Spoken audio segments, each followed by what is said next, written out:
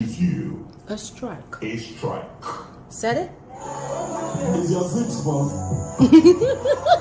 What should we expect from you? You guys should be expecting energy. Like when I mean energy, vibes and vibes and all of that. You guys are not ready. You are not ready. I'm going to your front like this, but I'm not touching. Let me tell you. Beauty. Beauty. Oh, no! The winner, head of house game is Hermes. Can you kindly do Big Brother a favor and rock a boat or two? Yes! Don't say that shit to me again. What kind of nonsense is that? What kind of nonsense is that? When I say man, I should avoid my friend. So if you like, you vex. If you like, you.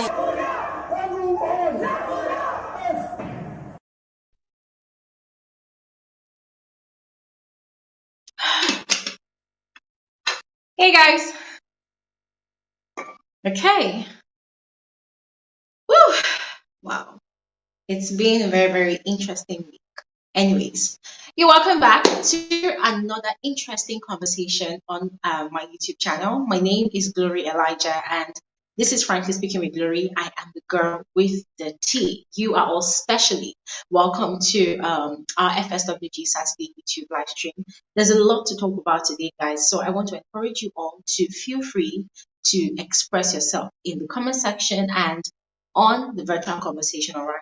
So as we usually do it, I'm just going to go ahead and give you guys a rundown of all the interesting activities that's happened this week in the Level Up Mansion. And then I will share the link to the virtual conversation so that you can join us and express yourself, all right? Don't mind the way I'm sounding really calm. These housemates, they really, really stressed me. So I'm just trying to hold my energy and prepare for tonight's Saturday night party, all right? But before we go into this conversation fully, let me just do the usual thing that we do on here. I'm going to go ahead and say hello to all of you one after the other, all right? I'm going to do it very, very quickly. Okay, so we have Esther here. We have P.A. Oduwole. I'm glad that you could turn up for today. There's Mamu. There's Kinney Albert. Thank you so much for joining this conversation. There's Constance. Thanks for joining, Constance. There's Infon Anthony. There's Peggy J. There's Edwin. Who else? There's Hilda. Hi, Hilda. There's Chide Edime. There's still seeing Edwin. Yeah. There's Enrica Joaquin. I hope I'm getting your pronunciation correct. Yes, Erica. Thanks for joining. There's Hetty. There's Hypertrend. There's Maruline Success. Okay. There's Chia. Listen, for every single one of you that's joined today, I just want you to know that I do not take your presence here for granted. I really appreciate you making our time this weekend to join this conversation. Thank you all so, so much. All right. Now, without much further ado, let's quickly get into this conversation because I don't want to waste your time today at all. I want as many people as possible to speak, especially when I share the link to the virtual conversation. So it's officially the week 2 of the Big Brother Bbnaija Season 7 Level Up Edition. And guys, the amount of things that have been happening, it seems as though this is like the week 5 of the show already. There's action every day. There's action, there's drama, there's one form of violence or the other every single day. And guys, that's what we look forward to. Because, of course, we want to see drama from the show. We don't want to be bored. We want to be richly entertained. And honestly, I have been thoroughly entertained back to back. From day one since the show started. So there are a lot of fights, drama that happened this week, and it sparked up a lot of conversation. Some people had a lot to say. Some people also had the opportunity to play devil's advocates for some of these housemates. We're going to be doing all of that today as well. So one of the most talked about, not really the most anyways, but one of the most talked about drama of this week is Daniela and Khalid. Guys, just start preparing your own conversations because I'm going to share the link very soon. Daniela and Khalid. So Daniela and Khalid started off this interesting romance that just started off from 0 and went to 100. I mean, normally in Biggie's house, it's like a pattern where two housemates want to start up a shit, right? They start off with a conversation. After a conversation, um, they start getting to know each other, not maybe not 100%, but to some extent. And then it takes them probably up to a week before they start getting intimate. But for Daniela and Khalid's case, guys, it's been quite different. It's been crazily different. It's been crazily different because these two people, they did not even follow the protocols.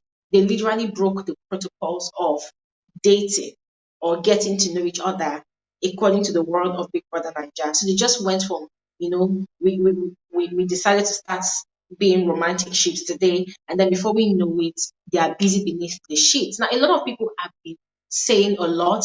Some people are of the opinion that, oh yes, those people, they are creating rich content for us. They are enjoying the content that we are being dished daily because now it seems like these people, it's now like a daily mission. Although yesterday they didn't do anything shit, right? They didn't do anything last night. But for the past 3 days now, it's been back-to-back content beneath the shit. So there are those people that have the opinion that, oh yes, they're creating content for us. Oh, what do all them the viewers want to see? At the end of the day, they are human. Whilst there's the other section of the viewing audience that feel like, okay, when you do it the first time, it's interesting. When you do it the second time, it's interesting. But when you now do it the third time in a row, it becomes boring because people are wondering, like, okay, is that the only content that you have to dish out on the show? If you're not knacking with someone, if you're not doing aggressive cuddling beneath the sheets with someone, what other thing are you bringing to the table? Take, for instance, the likes of Daniela. Daniela is the one person that has been creating content back to back from the very first day of the show with her best friend, Brian. I mean, they were not dating, but just the mere fact that they had this platonic sibling relationship going on between them, it was always fun to watch both of them because they always knew how to play the rules of sarcasm. Their sarcastic jokes, getting on the nerves of other housemates. They knew how to navigate their way around the level 2 housemates without stepping on people's toes. And even when they step on people's toes, they always knew how to wriggle their way out of those situations. But then, ever since Daniela started that thing with Khalid, it's become a thing of, okay, I'm not out there anymore. I'm trying to fit into this perfect rule of someone's girlfriend in the house. So I'm not going to be too vocal anymore. I'm not going to be saying a lot of things anymore. I'm just not going to be useful anymore. I'm just going to be like a statue in his house. Pretty face, quiet, demeanor. Just going to be quiet and just be like wife material. And then once it's night, I'm just going to offer my body and we'll do that mommy and daddy normally does at night beneath the sheets. And guys, it's become boring. Yeah, because for like 3 nights straight, that's the same old routine that they followed.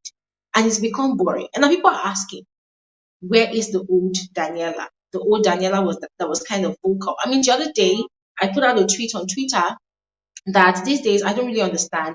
When Daniela opens her mouth to speak, I have difficulty even hearing, not to even talk of understanding what she says. Because now, when she's having conversations, especially with Khalid, it's like she's whispering or she's mumbling her words or she's literally chewing on her words, like she's speaking as if she's speaking to herself, like a bee. And then Khalid is also mumbling. So you can barely hear what they are saying. Thank God Biggie warned them yesterday in the arena, after the arena, their task presentation. But that was my tweet, and a lot of people were like, she stutters. She has a stuttering situation. I'm like, nah. It's a different thing when someone stutters and when someone just plain shrinks back into their shell, all because they want to feel into that perfect role of someone's girlfriend. I mean, we know that she stutters, but right from the day one of the show, she has been kind of vocal. She's not very, very loud, but when it's required of her to express herself, to be very, very expressive, we've seen Daniela in her element. So I don't know what we're talking about.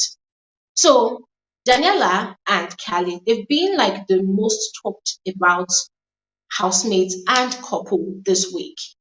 And in my opinion, it's not because they are doing anything great. It's not because they are creating some kind of TV worthy content, to be very honest, because the knacking and the shagging of a thing, it's not like it's actually TV worthy. because it's something that people whisper and talk about. People are not really excitedly talking about it and sharing clips of it everywhere. I mean, it's something that even some social media platforms frown on.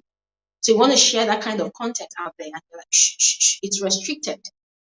So talking about TV worthy, I don't think so. I think it's like some sort of bad idea for both of them to be doing whatever they're doing. And in my opinion, I feel like Daniela is now lost in the game. I feel like she's lost in the game, and I feel like she's unconsciously trying to enhance Khalid's game whilst losing her own self to the game. Anyways, moving on, let's talk about another very, very interesting event that occurred towards the end of last week and the beginning of this new week. We're talking about beauty strike. So I think this is happening for the first time in the history of Bbnaija, that in the very first week, a housemate is bagging a strike for bad behavior, for violence against another housemate, guys. It was quite shocking, but I wasn't really surprised because I knew that somehow, some way, Beauty was going to get a strike. So when she caught that strike, guys, I mean, it was just like the perfect verdict that Big Brother reached. It was something that we all talked about on this channel and we agreed on it, and Big Brother also saw the need to do that. So she got the strike, and it was needful for her to get that strike, because so far so good. If you've been following Beauty's new personality in the house now, Beauty she's not crazy like that anymore. I mean, her voice is still very loud, annoyingly loud, to be very honest, and she's very, very vocal still, but she's not very quick to expressing her anger anymore. And I feel like she's in a better place now in her relationship with Groovy, whether they are faking it or whether it's real. Honestly, I'm tired at this point because it seems like these level of housemates, they came with the sole agenda this season to come and ship and couple up, ship and couple up. I just feel like for them, whether they win or not, by fire by force, they have to be connected to someone. And hey guys, it's okay for people to be connected to people on a show like Big Brother, but then it gets really tiring if everybody begins to play the same script. And that is why it seems like a lot of people do not really like the level 1 housemates. That, oh, you people are supporting the level 2 housemates too much. Well, not really. I feel like it's that way for a lot of people because in as much as both sets of housemates, they are shipping, but one on the other hand is not really prioritizing shipping. At least they have their own unique way of creating drama and content for the show. Whilst the other space, that's the level 1 housemate, it seems as though they have now solely prioritized the need to be in a ship. That's basically what they talk about. That's the air that they breathe. That's the food that they eat. That's the entertainment value that they dish out, and they also take for themselves. It's like the oxygen that they breathe. It's like the existence, the core existence of the housemate of that level. And sometimes it gets exhausting, and sometimes, well, we just have to make do with it because there's actually nothing else to watch from those people. So, talking about beauty, I feel like that strike came in handy. Our action towards Bbnaija, guys, it was very, very, oh my God. It was uncalled for. There's no justification for that. There's no justification for that. And guys, I mean, we all agree that Bbnaija also had her own fault in crossing the boundaries. I mean, I was quite surprised that the exact way that I judged the matter, that was the exact same way that Big Brother also judged the matter. Hallelujah, yes. So as I was saying, I mean, we agree that Bbnaija actually crossed the line. Yes, if someone is telling you that they don't want to talk, respect their boundaries and don't infringe on their space. Allow them that time. People deal with anger in different ways. People deal with madness in their own different ways. When people lose it, allow them to get through that emotion first before you approach them. That was exactly what happened between both of them, Beauty and Bbnaija. Bbnaija crossed the line extremely. And I'm glad that she received the warning from Big Brother. Yeah. So that was that about Beauty and her strike. And another very interesting event that happened was the introducing of two fake new housemates on Sunday. Guys, I'm not even going to beat about the bush talking about those two housemates, but one word I feel when I think about those two people is disappointment. I am deeply disappointed. Those two housemates at the moment, in my frank opinion, they are a waste. Aside the fact that they are very talented, especially Modella, that's very, very talented in acting, and was some sort of like an added blessing to the level 2 housemate, to enhance their showmax presentation, guys. For any other thing, with regards to the reason why she was, added to this season of the show, guys, she's a total waste. And in my opinion, I think it's time for her to go. Thank God she's a fake housemate, so it's not like anybody will come and say, "Oh, Glory, you're being very, very brutal." She needs to go. Big Brother, the organizers of the show, they need to look for someone else that has a tough skin. They need to look for someone else that is not scared of stepping on the toes of the other housemates. Because from what I'm seeing right now, I feel like Modella, and this is not me being too quick to judge. I mean, it's me having taken out time to observe the whole terrain. I feel like Modella, she does not have the balls. I feel like she's too soft. I feel like she's a very, very loyal person. She's so loyal to the extent that simply because Daniela was the first housemate that welcomed her warmly and showed her around the house, she knows fully well that Daniela is in a ship that is worthy of destruction. Yeah, it's a game at the end of the day, so let's call it spade a spade. She knows that Daniela is in a ship that is worthy of destruction. So instead of her to do something about it, she's not doing anything about it. She's allowing her sentiments to get in the way of her reasoning of how to execute Big Brother's task. And then there is Beauty and Groovy. On Thursday, the level 2 housemates, they had their pool party. Everybody was, having so much fun. They were all over the place. That was the perfect opportunity for Modella to go and twerk on Groovy. Okay, maybe you don't want to twerk, but just do something crazy. I mean, we all know that Groovy is kind of weak. On the show, I don't know about in real life, but on the show, we know that Groovy is a weak guy. When I say a weak guy, he's the sort of guy that does not really have a strong resolve. In eye, they are a shower day in eye. Yeah. Even though Groovy has beauty, just one girl comes to wriggle their boobs in his face, or maybe gives him food, because the guy likes food. You will see him swaying hopelessly.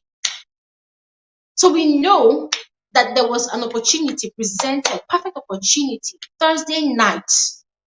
But Modella did nothing. Instead, she carried herself to go and be gombodying with Kes. And I'm like, are you for real? Kes is the married person here. You know fully well. I mean, I don't want to believe that the fake housemates were added to the show without being given a heads up as to the situation of all the housemates in the house. I don't want to believe that. So she came on the show and she's been acting goody two shoes. She's not even acting neutral herself. Already she has taken her own camp. She's now very, very close to Brian, and it seems as though she is trying to create a ship with Brian. And I'm like, I don't understand. This one misrolled. I mean, is this the assignment they sent you to come and execute in Biggie's house? What exactly are you doing? So to cut a long story short, the fake new housemates, in my frank opinion, none of them is giving at all. Even Deji that even gave me hope from the start. The guy is now falling my hand. Deji is now disappointing. And from the look of things, it seems as though Deji is now falling for doing. And guys, as far as I'm concerned, though, from all indications, Deji's mission in that house was not meant for doing, was not meant for any other person other than Bella and Shek's situationship. And it's really annoying because opportunities have presented itself. But these people are not doing anything about it. It's really annoying. So as far as I'm concerned, I feel like we should just look for something, maybe an excuse, maybe by next week, and just make it look like, okay, they've been evicted or something, or maybe one thing happened, maybe they got voluntary exits. Just look for an excuse and, erase those two people from the show. And then bring people that have guts and are ready to bring thunder and brimstone on that house. Because trust me, if these people continue going the way they are going, us the viewers, we're going to be very, very bored. Modella, as far as I'm concerned, is not even ready to take on Biggie's mission at all. That girl does not even have guts. She's acting like a coward at the moment. Deji, on the other hand, that one, big man lifestyle is treating him inside Biggie's mansion. You are eating good food, you are chilling, and Doyin is showering you with attention, he's enjoying all the vibes. He's not doing shit. I mean, the other day, he mentioned in conversation with Doyin that, he might want to make a move on Bella. And I was thinking that he was going to go ahead and make his move. But guess what? He did nothing. Anyways, as I said, The introduction of the two fake housemates would have been a welcome addition to the show, but nothing has happened so far. So as far as I'm concerned, both of them, they are a waste to the show. And they should be replaced with people that have the mind, the guts to deliver. At the moment, I don't think these ones can actually deliver. So we need new mercenaries of war. People that should change these ones and bring new mercenaries of war, people that can actually deliver. And now moving on to the Doyin, Deji, and Saif's triangle. I did a video about this yesterday, and I said, and I'll repeat again, that I love 100% the game that Doyin is playing. Now, I saw the comments on that video. A lot of people were of the opinion that, oh, Doyin is just being desperate. So the thing is, initially, before Saif came into the picture, before Deji even came into the picture, I was of the opinion as well that Doyin was being desperate. And I said so because at that time she had interest in Shegs, and obviously Shegs was chasing after Bella at the time. That was early last week. And she was trying to go heads up to, express her emotions to Shegs. And she made Shegs and Bella a topic of conversation constantly with Dotun. And Dotun would constantly advise her to take her mind away from those people, and rather focus on playing her game. Now, she tried to ignore, but it was quite difficult. And then the Saturday night party happened, and she met with Saif, and they shared that matrimonial kiss, because that's not a side chick kiss. That's a matrimonial kiss. They shared a matrimonial kiss, and her mindset changed, right? And it's miraculously amazing how she's not even seeing Shegs anymore. Like, she's not even bothered with Shegs anymore, right? She's found a new person of interest, a new person, an object of her desire, that's Shegs. So I was quite impressed about how she moved on quickly, right? She moved on quickly, and now she's very much confident in herself, because that rejection from Shegs, it kind of made her lose her confidence for a bit. But now she's so confident and she's so strong, and I love the fact that she's heads on playing this game without considering what people will talk about. And I read someone's comment yesterday that they are scared that the kind of game that she's playing is the sort of cards that some of the Nigerian viewers will actually frown on, and they do not know if the Nigerian viewers will be able to receive it graciously. And I'm like, well, who cares? At the end of the day, she's playing her game. I mean, the kind of cards that Doyin is currently playing on the show, it's a card that most male housemates from Big Brother normally play. And most of the time, when they play such a card, they get away with it because people normally expect it, that it's a societal norm that the men will play the women, the women will fight over the man, blah, blah, blah, just like Elo Swag is doing at the moment with Fina and Chomzi. Yeah. So for Doyin, she's playing her cards unapologetically. And I am loving every single moment about it because, guys, from what I've seen so far, she's being intentional about it. Yeah. And she's in pursuit of her own satisfaction, not even her own happiness.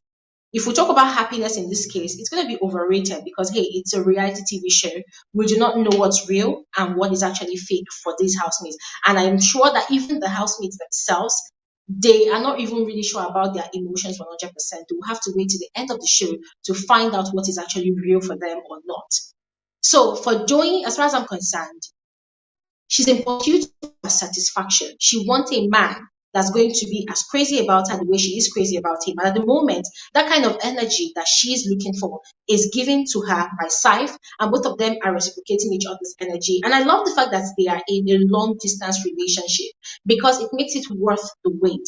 Every time they meet each other, their relationship is renewed and refreshed, and it's like, oh, for the 100th time again, they're just meeting each other again like they're strangers. So it makes it more fun. It makes it more interesting. And now, adding Deji in the equation, I love the fact that she's playing that game, chasing after Deji. She's showing him that, hey, I want you, but I'm not so desperate to the point of, having a heartbreak if you keep rejecting me. Even though you reject me from now to tomorrow, I'll still continue coming at you until you get tired of me disturbing you, and then you start giving in to my demands. And that's exactly what she's doing. Another way to look at it, guys, from the angle of Doyin's own strategy, I mean, from the way I have looked at it, I feel like she's very, very smart. She's very smart in the sense that, listen, at the moment on the show, Biggie's game plan is the principle of the collective against the collective, level 1 housemate against level 2 housemates and vice versa. So naturally, in as much as at the end of the season, the prize is for just one winner, for now, these housemates, they have to battle against each other in their respective teams, right? Now, in doing so, whichever team a housemate belongs to, they need some level of assurance, number one. They need alliance, number two. They need someone that's going to have their back, number three. And that is why you see that currently Bella is heavily reciprocating Sheg's energy. All the affections that Sheg was showing to Bella from week one, that she was doing Shakara that she does not want. Guys, this week, she has been chasing after Sheg just as Sheg has been chasing after her. I'm going to come to those two people's story later. But now, going back to Doing, I feel like what I see Doing is she's securing her spot in the two teams by having Saif in the other house, that's in not in the other house, but amongst the level 2 housemates. I feel like she's confident that when it's time for nominations, if it comes to the point where the level 2 housemates, they win the title of head of house, at least she would have someone, one or two persons that will advocate for her. She has Beauty, her best friend, over there, and now she has someone that is crazy about her over there as well. That's two voices. So if she has two voices standing up for her in her defense, and then she just might avoid automatic nomination from those housemates. And now talking about her own home base, the level 1 housemates, if she's able to have what's his name now, Deji on the side. Already she's got Alison as her best friend. Already she's got Adikle as her bestie. Already she's also got Dotun as a male bestie. Alison is a female bestie. So imagine if she has 3 people on her side. That's her securing a spot in the house. Yeah. I mean, the bond that she shares with those 3 people, it's so strong that I am almost certain that if push comes to shove, that they're going to sacrifice her on the altar of nomination. I don't think it's going to happen anytime soon until maybe it's down to maybe 12 housemates or 10 housemates, and they now have to start playing against each other. So at the moment, I think that one housemate that is currently playing one of the smartest games overall is doing, she's made friends in the enemy's camp, and in her own camp, she's also trying to secure a spot. And guys, another thing again, lastly, that doing is that she is slowly, gradually investing in the emotional bank of Deji. At the moment, Deji is closest to doing in that house, whether he likes it or not. At the moment, he thinks that he's a floater. He thinks that he's in nobody's camp. He thinks that, I am a one-man squad. But guess what? When you continuously have conversations with someone, and both of you share banters, and both of you, you are doing this cat and dog game. You're acting like I like you, but I don't like you. I like you, but I don't like you. Guess what happens? You begin to get emotionally attached to that person. I mean, look at today. Earlier this morning, both of them, they were talking about, I will dance with you in the party hall if I do not see you dancing with another guy. That was Deji speaking. This is the same Deji that was playing How to Get with Doing. And as usual, Doing too was playing How to Get. Now, whatever, if you don't come to me, I will not come to you. If I see anybody else, I'll dance with them. And now, Deji as well is coming to accept that, okay, in as much as this girl is making strong moves on me, there's someone else in the picture, that's Saif. So Deji was also telling her this morning that, well, if I see you dancing with Saif, well, I will give you people space. But if you are alone, then I just might dance with you if you're not dancing rubbish. Period. So Doing is currently scoring goals in a lot of goal posts, ladies and gentlemen. And I am loving it. I am loving it because she's giving me alpha female energy only. And for me, that is rich content. All right. Now, quickly moving on to the next interesting event this week, Shegs and Elo Swag's fight. I need to drink water before I talk about that one because I feel like I'm going to blow up in the next 5 minutes.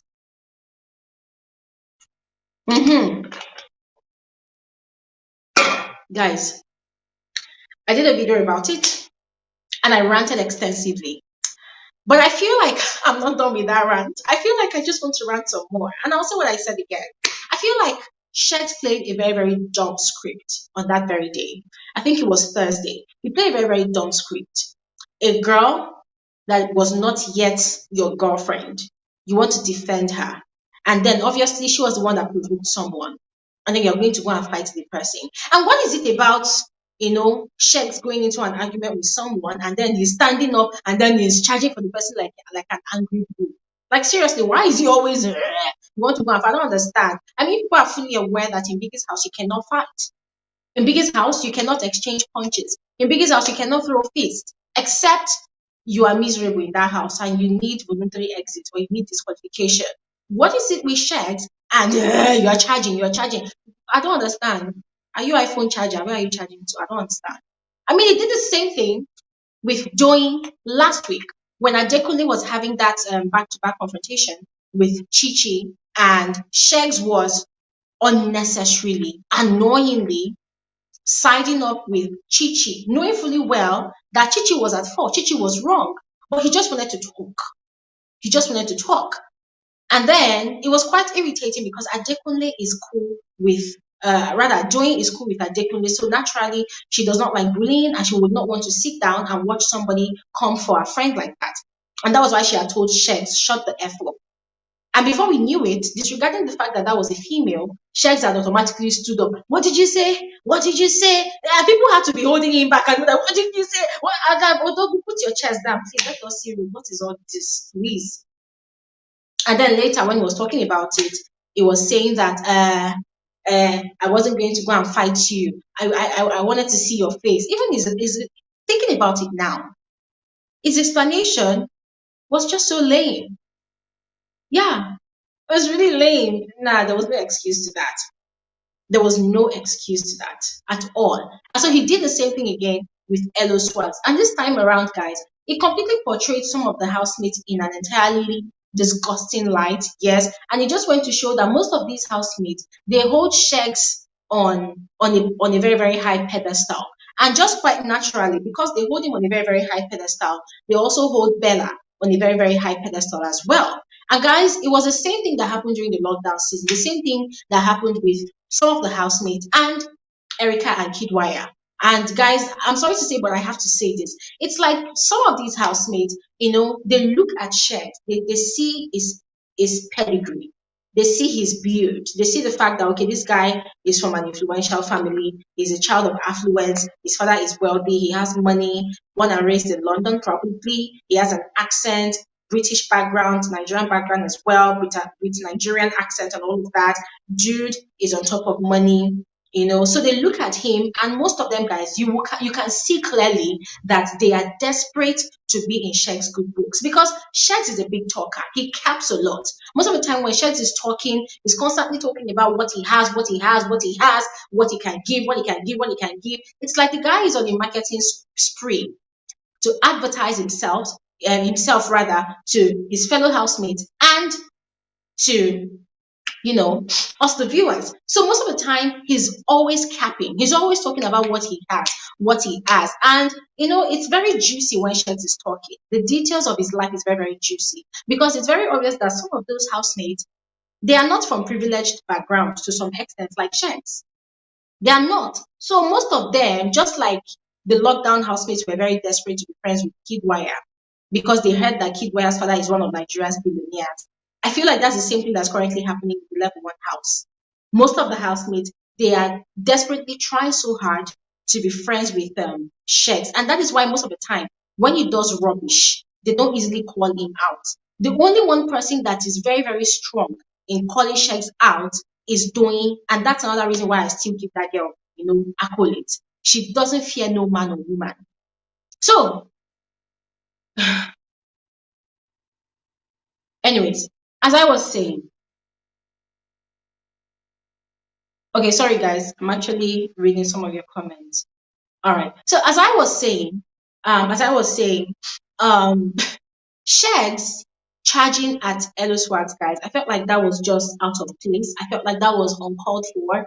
And later on, he saw where he was wrong, and then he had taken Bella together to go and meet Elo Swags to apologize. But I felt like at that point in time, that sent a lot of bad signals all over the place. That was wrong on all levels. That was wrong. And the fact that still he did not call out Bella on provoking Elo Swags, it just goes to show that he has double standards as well. But I loved the fact that it wasn't only Doing that stood up for Elo Swags. There was also Giddy Fire that stood. I was really surprised that Giddy Fire actually stood up for Elo Swags. But then immediately after the fight, you see that Giddy Fire was going to go and explain himself to Shex over again. I'm like, bruv, you just did the most honorable thing, and now you're coming to come and explain yourself. Do you really have to explain yourself? And they were not outrightly calling out these two people, which really made me upset again. Okay, so about that fight, guys, it should have never happened.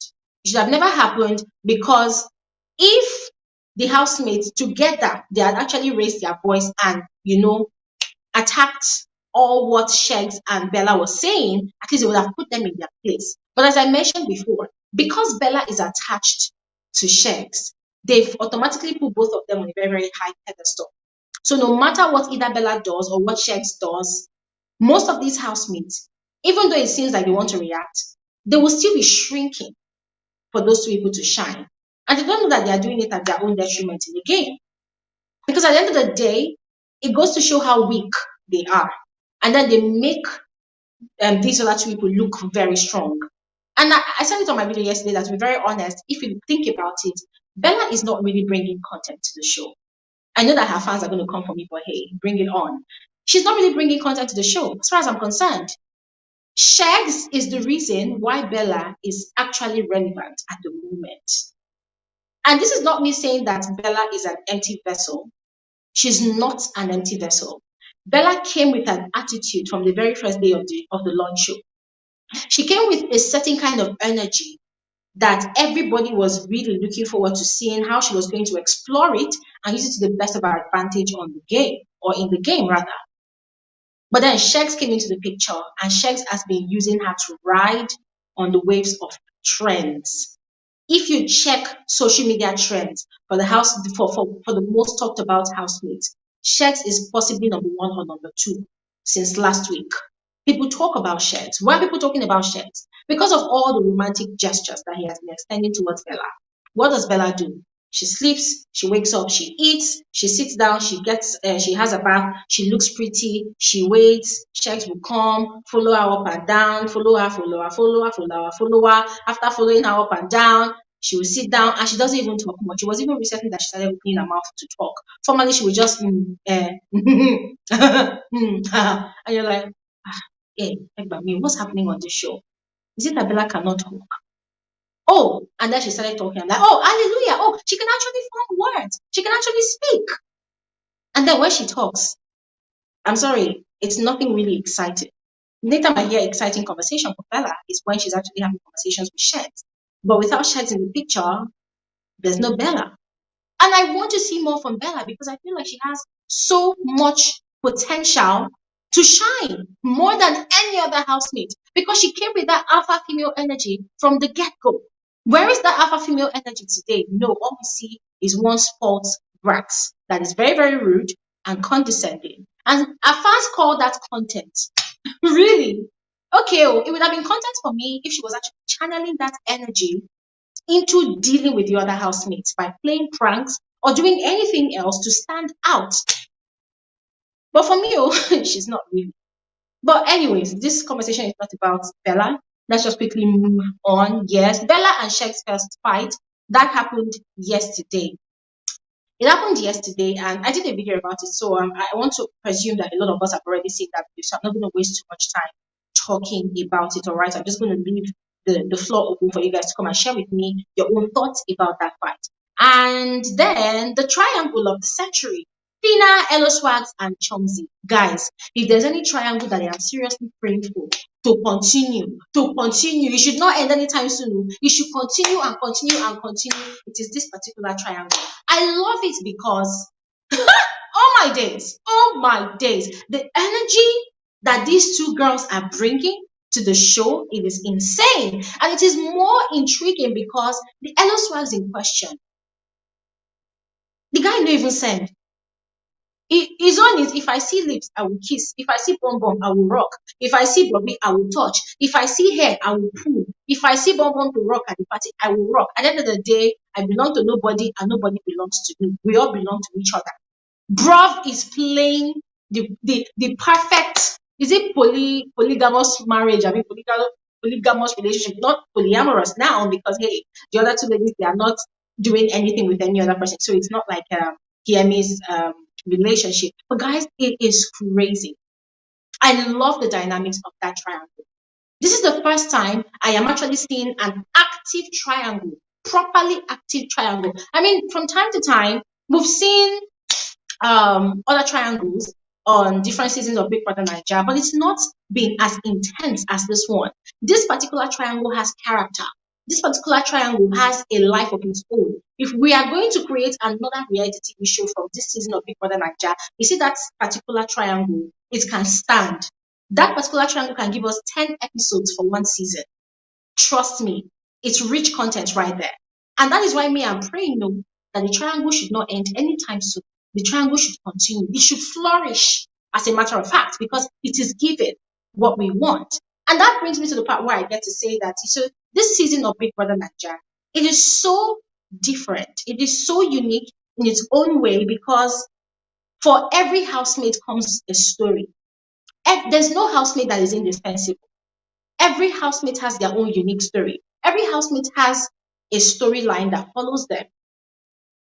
But then the beauty about it all is in each of their stories and in each of their storylines, for some of them, by themselves, they can stand. Some of them are independent of their storylines. Some of them, they have a parasitic relationship with their storylines and the people that are involved in their storylines. And that is why it seems as though I'm picking on Bella. I'm really upset because I feel like on her own as an individual, she has the potential to stand and shine on her own. But right now, I feel like she's using Shegs as a crutch to play a game. And I'll tell you why I think so specifically. They had their diary session on Wednesday, right? And then Bella went in there. She had a diary session. She said one or two things to Big Brother. And I think Big Brother asked her, how are you doing? How is everything going? And she said, oh, she's focused on the game. Big Brother asked her a question. Let me take a water break before I ask that question.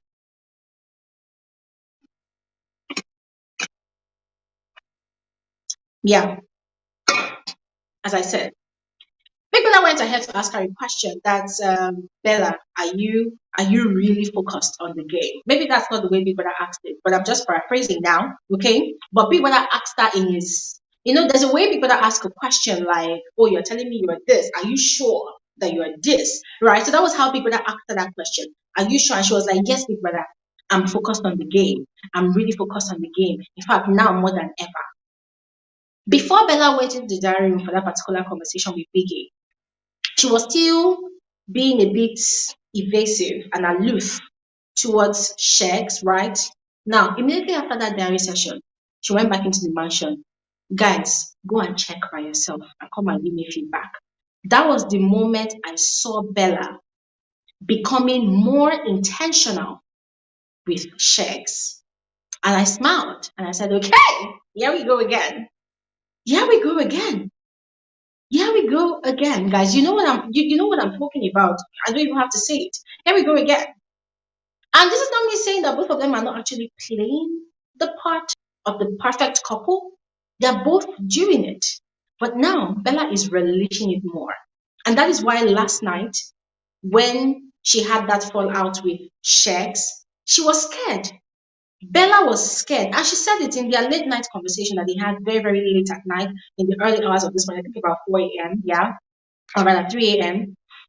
She said it to Shegs that I was scared when you said I should give you space. I was scared. And the guy was like, oh, babes, I told myself if I lose you, it will be the biggest mistake of my life. And the girl was like, oh, yes, babe, I was scared. I said, why won't you be scared, sis? You should be scared. You should be scared.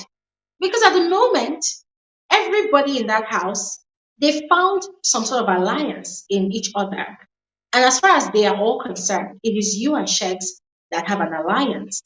So imagine if Shegs and Bella breaks off whatever they have today. Which camp of the housemate do you think will accept any one of them? The rest of the housemate, they're going to think that they're actually playing a strategy. They will think that they're playing a strategy. But anyways, guys, this conversation is not about Shegs and Bella only, all right? It's not about them only. So I have said what I want to say. I've said what I want to say. I think this is the part where I'm going to start sharing the link to this conversation. If you have anything to say, anything to add, contribute, you just go ahead and click on the link, and then you'll be able to join us here and express yourself. All right. Just click on the link. All right. Yeah, click on the link. So just click on the link and I'll add you on here right now so that we can have a proper conversation. Okay? Remember, the conversation is all about the level up housemates. We are catching up with all of the activities for the week, everything that we've been doing so far, all the interesting drama, the violence, the fights, the love, the hate. We're talking about all of that today. So click on the link. The link is up there, guys. Click on the link and let me add you. Who wants to go first? Okay. So we have some amazing people on here. Hi, Fifi. Hi, Glory. How are you? I am doing great. It's exciting having you on here again. And, I for that matter, know. my first joiner. I You know. are I'm so especially welcome. excited. How are you? I'm fine. How are Yes, you? I'm happy. I'm doing Congratulations great. on. I'm doing great. Yeah, Yes, carry on, carry on. I was just congratulating you on being hosted by Toke on the show. Too bad I couldn't see the whole video, but I was excited for you. That makeup was killer. Oh my goodness. You looked Thank fine. you. Thank you so much. Mm. Thank So you how are so you? much. Tell me, Okay, okay. your Let's housemates quickly this week. jump into. Yeah. Yeah. So let's jump into the conversation. What was the highlight for you this week? Hmm. The highlight for me this week, I would say, was the Showmax task, and that was Mm, Daniela's team. I was very impressed. To mm, me, honestly, I felt like mm, Daniela did more than Modella. I don't know other people's opinion, but I felt like she represented what she said. She showed us that she's a true, spoken word poet kind of person with the intention, the way she introduced their play, then the way she finished it off in the end. I felt like their team had the strongest message in that presentation. That was my highlight. And of course, apart from the shenanigans that I saw at the Thursday pool party, I don't know what to say about those. I felt like the previous pool party was better, but yeah, I would say yeah, those were my two yeah. highlights this week. Nice. Okay, so what was your biggest disappointment for the week? Which housemate really disappointed you this week? Um, this week my disappointment, I would give that one to Chomzi. I had high hopes in that girl. I don't know. When she entered the house, she gave me this kind of innocent vibes. But then also I'll give her kudos. I don't know what she's trying to do, but I feel like, come on, that whole drama between the triangle, Elo Swags and Fina, and then Chomzi bringing herself in the mix. I don't know about anyone else, but I actually did see her chasing like Elo Swags in the beginning. And then I felt like, why would you now want to insist on a guy that you clearly know kissed someone else and then try to make yourself the center of attention? All that. I just feel like Chomzi could do better. I liked her duo with Chichi, being the girls that gave us the juicy gossip and all, talking about each and every one shamelessly. I would I would call it that. I preferred her when she was doing that role. I don't like the Chomzi that is going to ship with Elo Swags, because let's be honest, Lori, this season I feel like this Big Brother should have been tagged High School Edition. All I've been seeing this week. Come on. These housemates literally remind me of my high school, like the cliques we would form. You want to feel like you're the flyest chicken on the block, so you're chasing this guy you want. And I think that's where I'm also disappointed with Bella. She's the second person I'm disappointed with. I thought when Bella came in with this energy and this mask of rude, bitch resting face, I kind of used to have that face in school. As the kind of girl, I'll give you like, don't approach. So I kind of felt like I was going to relate with Bella a lot this season. But then cold, no surprise there. All she wants to do is play relationship with Shaggs. That I feel like we've seen too much of that. I mean, season after season, we see those people. We saw that with Emmanuel and Licoro's last season. We hardly could keep up with those two. I didn't want to, you know, see something similar this season, but honestly, with the way she went, being all dramatic, her conversations beginning with warning, Doyin, stay away from my man, you know that, and then the attitude she was giving Shaggs, you know, honestly, Glory, to me, I feel like she wants attention. She's looking for like trending topics. She wants to, in her mind, I think she's playing, I'm the most beautiful girl in this house, and I'm coupling with the most handsome guy in the house. I want us to be that ish. The whole of Africa should be talking about me and my man. But unfortunately for her, the whole of Africa, we're actually rooting for the guys that are doing fun things that have nothing to do with shipping. Honestly, I'm fed up of this whole high school thing. Amaka and Diana conversation, all I'm hearing, oh, this guy likes you, this guy feels you. Come on, housemates. Something else other than shipping, please. So honestly, that's what I feel. Thank you so much. Yeah. Thank you so much, Fifi. I honestly, you are spot on about that. Everybody wants to ship, and I love the way you describe Bella and Shed's relationship. I'm the hottest chick in the house, and I am dating the most handsome guy. I'm sorry, but both of them are not really the hottest, in my opinion. I have my own selection of hottest male and female housemates. I'm not going to reveal. Yes, but really, thank you so much. Let me quickly move on to Precious. Precious, it is a pleasure having you all the way from being Zambia season. Hey, Gloria. Hey. By the way, Gloria, you look absolutely amazing. I love your wig. Your wig is to die for. Thank you. Listen, Precious, I am super excited that you're joining us on here, guys. For those of you that don't understand why I'm hyping Precious, she was one of my biggest analysts during the South African version of Big Brother. It was intense. Precious kept on coming back to back with the analysis all the way from South Africa. Thank you so much for coming back this season of Big Brother Bbnaija. It is my pleasure, Okay, Glory. so There's no better place to be rather than here chatting with you thank on Saturdays or watching your videos day by day. First, I want to start by you. saying, Glory, by the grace of God, I got a job. So now I'm no longer watching Big Brother 24/7.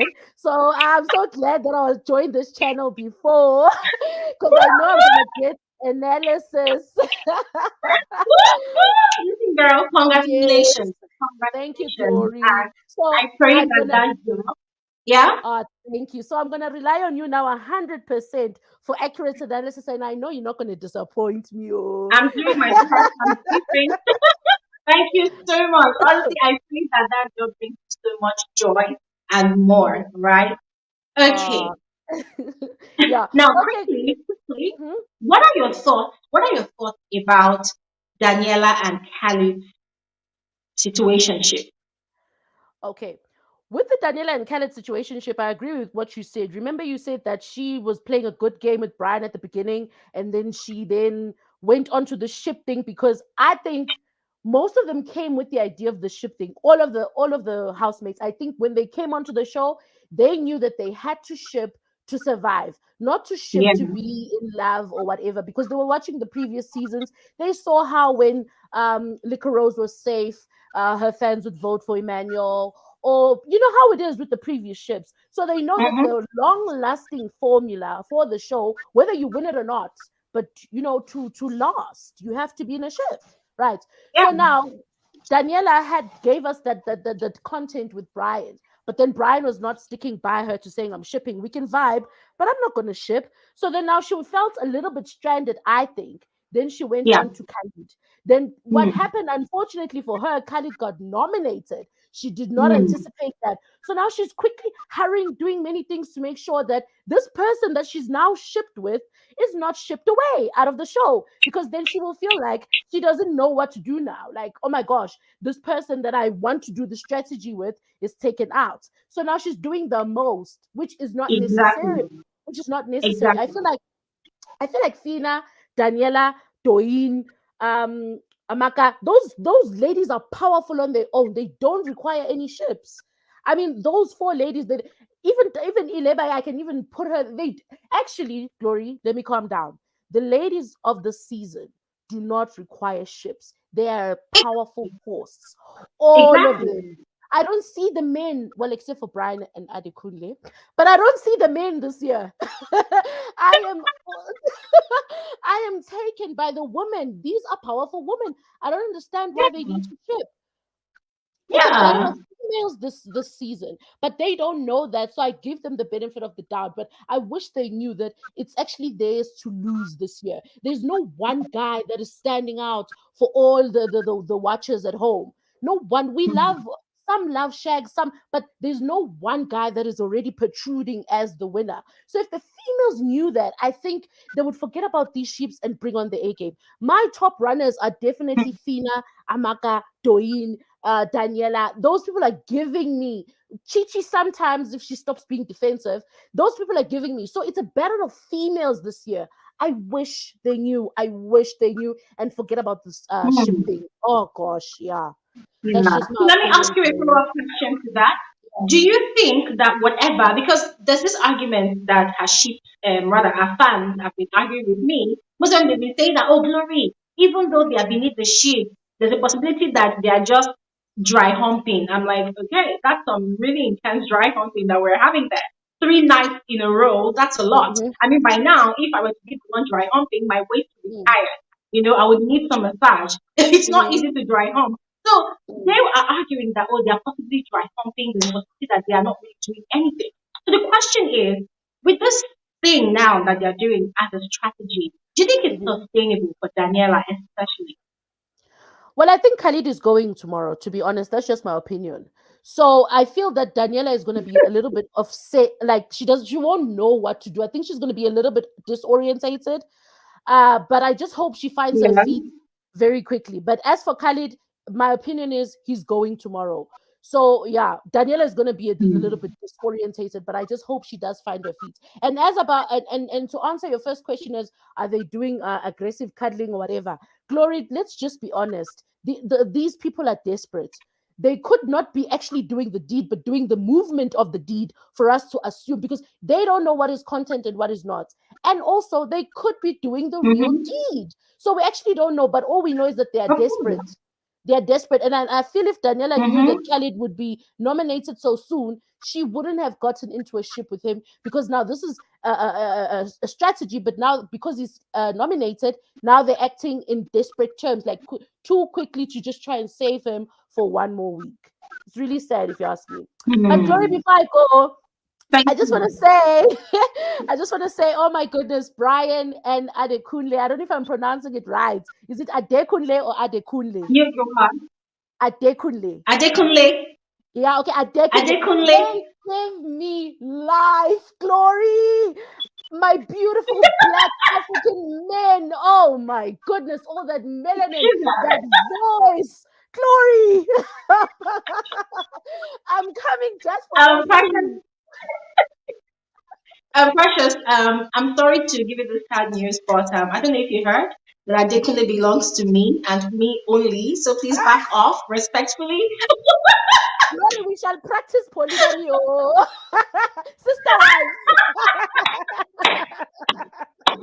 Sister wives, Glory. Okay.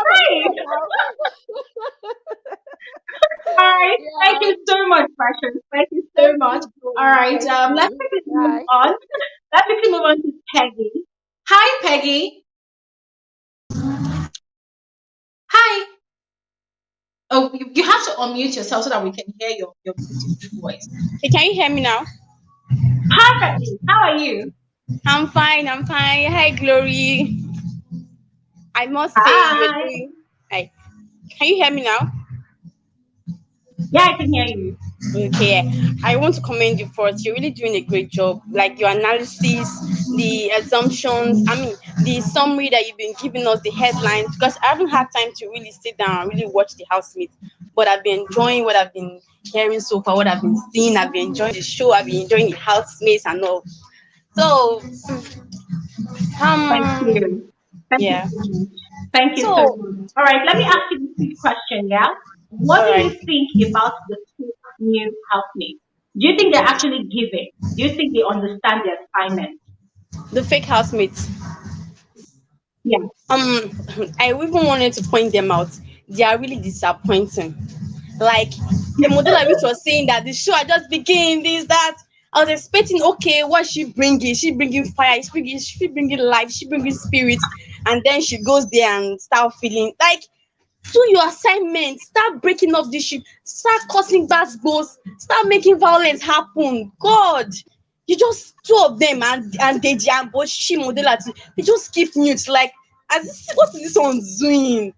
Make action, do something, give us content. Hey God, hey, just like this one's don't do anything. No, see this modela. Hey God, break beauty and prove it. Break. Okay. Hmm. What? Okay, so another question, yeah, a follow-up question to that. With the way Beauty and Ruby are at the moment, I mean, we've experienced Beauty's madness for a second. We know now that okay, when Beauty is angry, she's extreme with her anger. We know that when Beauty is happy, she's happy with the whole world. So towards the end of last week, Saturday, Sunday, Beauty lost her senses for a moment. I mean, she went crazy on Brian, on Bbnaija, and then this week, she and Ruby, they obviously have patched up all of their differences, and they're in a good place now. So, with this dynamic existing, do you think that Modella had a chance to start anything crazy between those two people? Hmm. You know, Modella was not in the show when she didn't witness Beauty or Beauty's drama. But aside that, she has to carry out her action. Knowing well if Beauty is going to go AWire or not, she has to carry out her duty. It is in Beauty's place to control herself. When I saw Beauty at first, I was like, wow, this is an alpha female. I had a friend who is bearing Beauty. Immediately, my friend was really standing for Beauty. Immediately, I call her, come and see your beauty. Oh, Omo, this your beauty, they fuck up big time. I was expecting alpha female, like, you are a girl, you are beautiful. You're supposed to be in charge. The guy's supposed to be calling at your feet. Like, you're supposed to be carrying yourself. She just did dull me. She just did fall my hand. I don't care whether she go anywhere or not. This is a game. You have to control yourself to Yeah. play that game because of what you want ahead. You have to look at that thing as ahead and play the game right. So whether she go anywhere or not, whether she play her game. I'm sorry, Gloria, I But have to go now. I do you really think have to do Modella something. will be? Oh, okay. All right, all right. It was really nice talking to you. Thank you so much for joining the conversation. All right. Thank you. Bye. Bye. Bye. Okay, that's nice. Let's quickly move on to Cynthia. Cynthia, are you there? Hello, Cynthia. Cynthia, okay, you know what? Your audio is not really that great. I don't know if you want to disconnect and come back. Yeah, I think you should disconnect and then reconnect and come back, and then we're gonna add you. So let's quickly move on to Audrey. Hi, Audrey. Hey, Glory, how are you? I'm good. How are you? I'm doing great. All right. So I'm going to ask you a quick question now. What do you think informs the pairings of the sheep this season? I mean, for Bella and Cher, there's something angsty that kind of stands out for both of them, and then there's also Beauty and Groovy. Yes, shipping together. What do you think informs their decision to pair together? For Bella and Shax, I think Shax was the one that initiated the shipping, but I think she's enjoying his company and everything he has to offer. But I don't think she needs that ship because she's acting independent, fine girl. I don't need a man, disrespecting every single housemate, including him, Shex. Although Shex kind of call her out sometimes, but she's still gonna do that. I promise you, this is not the first time they're gonna have an altercation. And the earlier Shax realized he doesn't need to be forming mumu for her, the better. Or else, like he said, I'm looking out for my reputation. I don't want my family to think I'm just following one girl. But he's still gonna do it because he knows that's his key to stay longer in the game. I don't think they're gonna work outside. Like, it's not gonna work. Even if it works, probably they're gonna have to go for a fasting and prayer session for that to work. I don't think they're compatible. I just think they have the same. They're too similar and too different at the same time. Like the high class, but their personality conflicts each other. So I think that's what is gonna break them outside. Plus, he doesn't want anyone beside her. He's kind of a little possessive, if that's the right word. But he thinks he's not possessive. He's like, I'm fine, but you're not fine. But you don't like, you are possessive. And she's also like, she just too disrespectful sometimes, and I don't think he likes that type of person. But since he's in the house, he's just gonna do whatever it takes for him to stay longer. And for the other housemate, um Beauty and Groovy, I think they are probably the most compatible, but it's just Beauty is too expressive with her emotions, and Groovy is the laid back, calm, collective, fine boy, and he knows he's fine. He doesn't need to stress to get a girl.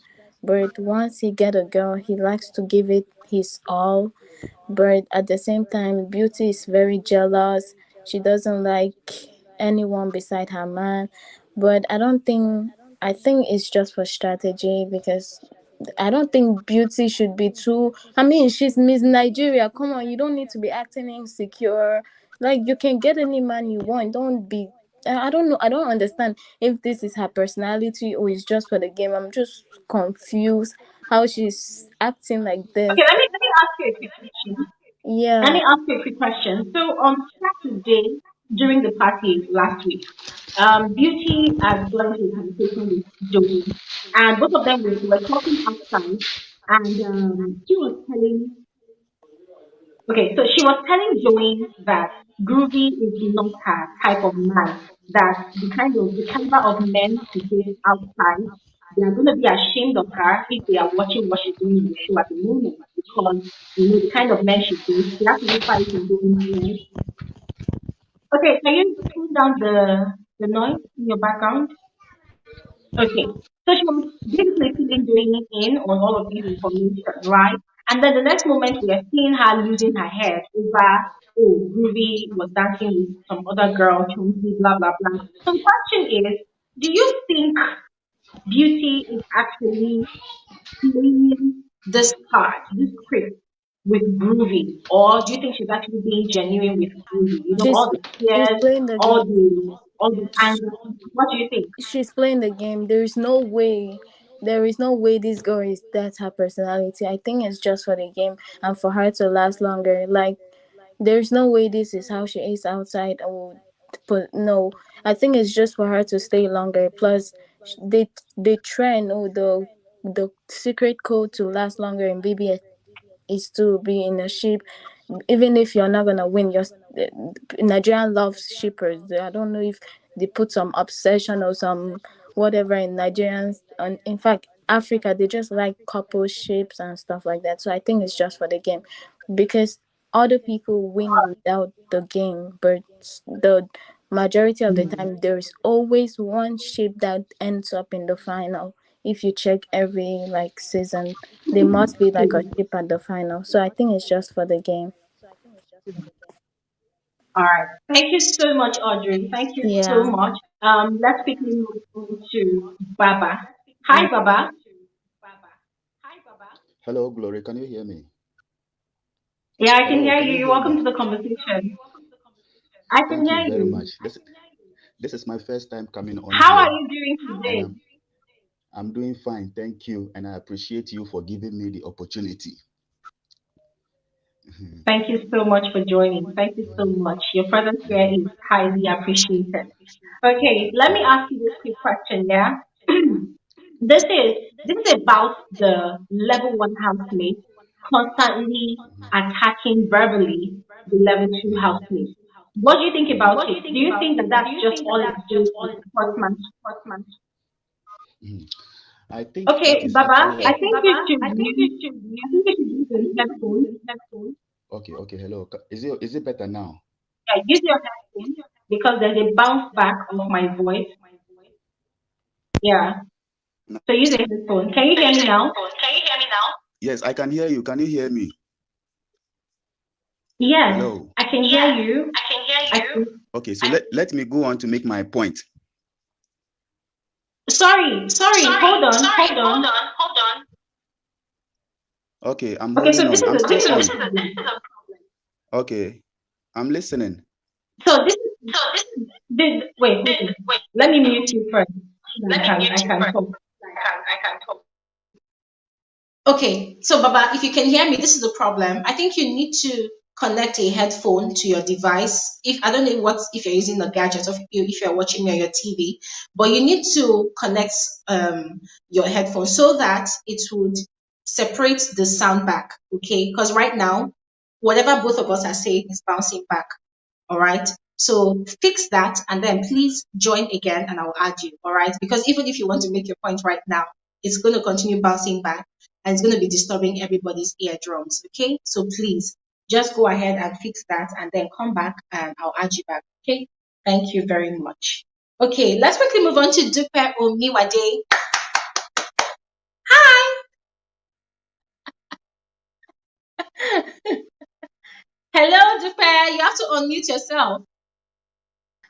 Okay. Hi, Can Dupe. you hear me? Yeah, can you hear me okay? Perfectly. I Yeah. can hear you. Your red lipstick is giving. Good Your red afternoon. Good lipstick. afternoon. Ah, maybe I'm still trying to recover from my birthday. I couldn't watch the Monday game, the end of house game, because that day I was talking, enjoying myself. That was my birthday, 1st of August. Wait. And Monday was your birthday? yep. Yes. What? I was so scared. No way. We need to throw a party for you. In fact, we need to Oh shut down man. Lagos. We need Oh to shut yes. down Lagos right this minute. Happy birthday, Dupe.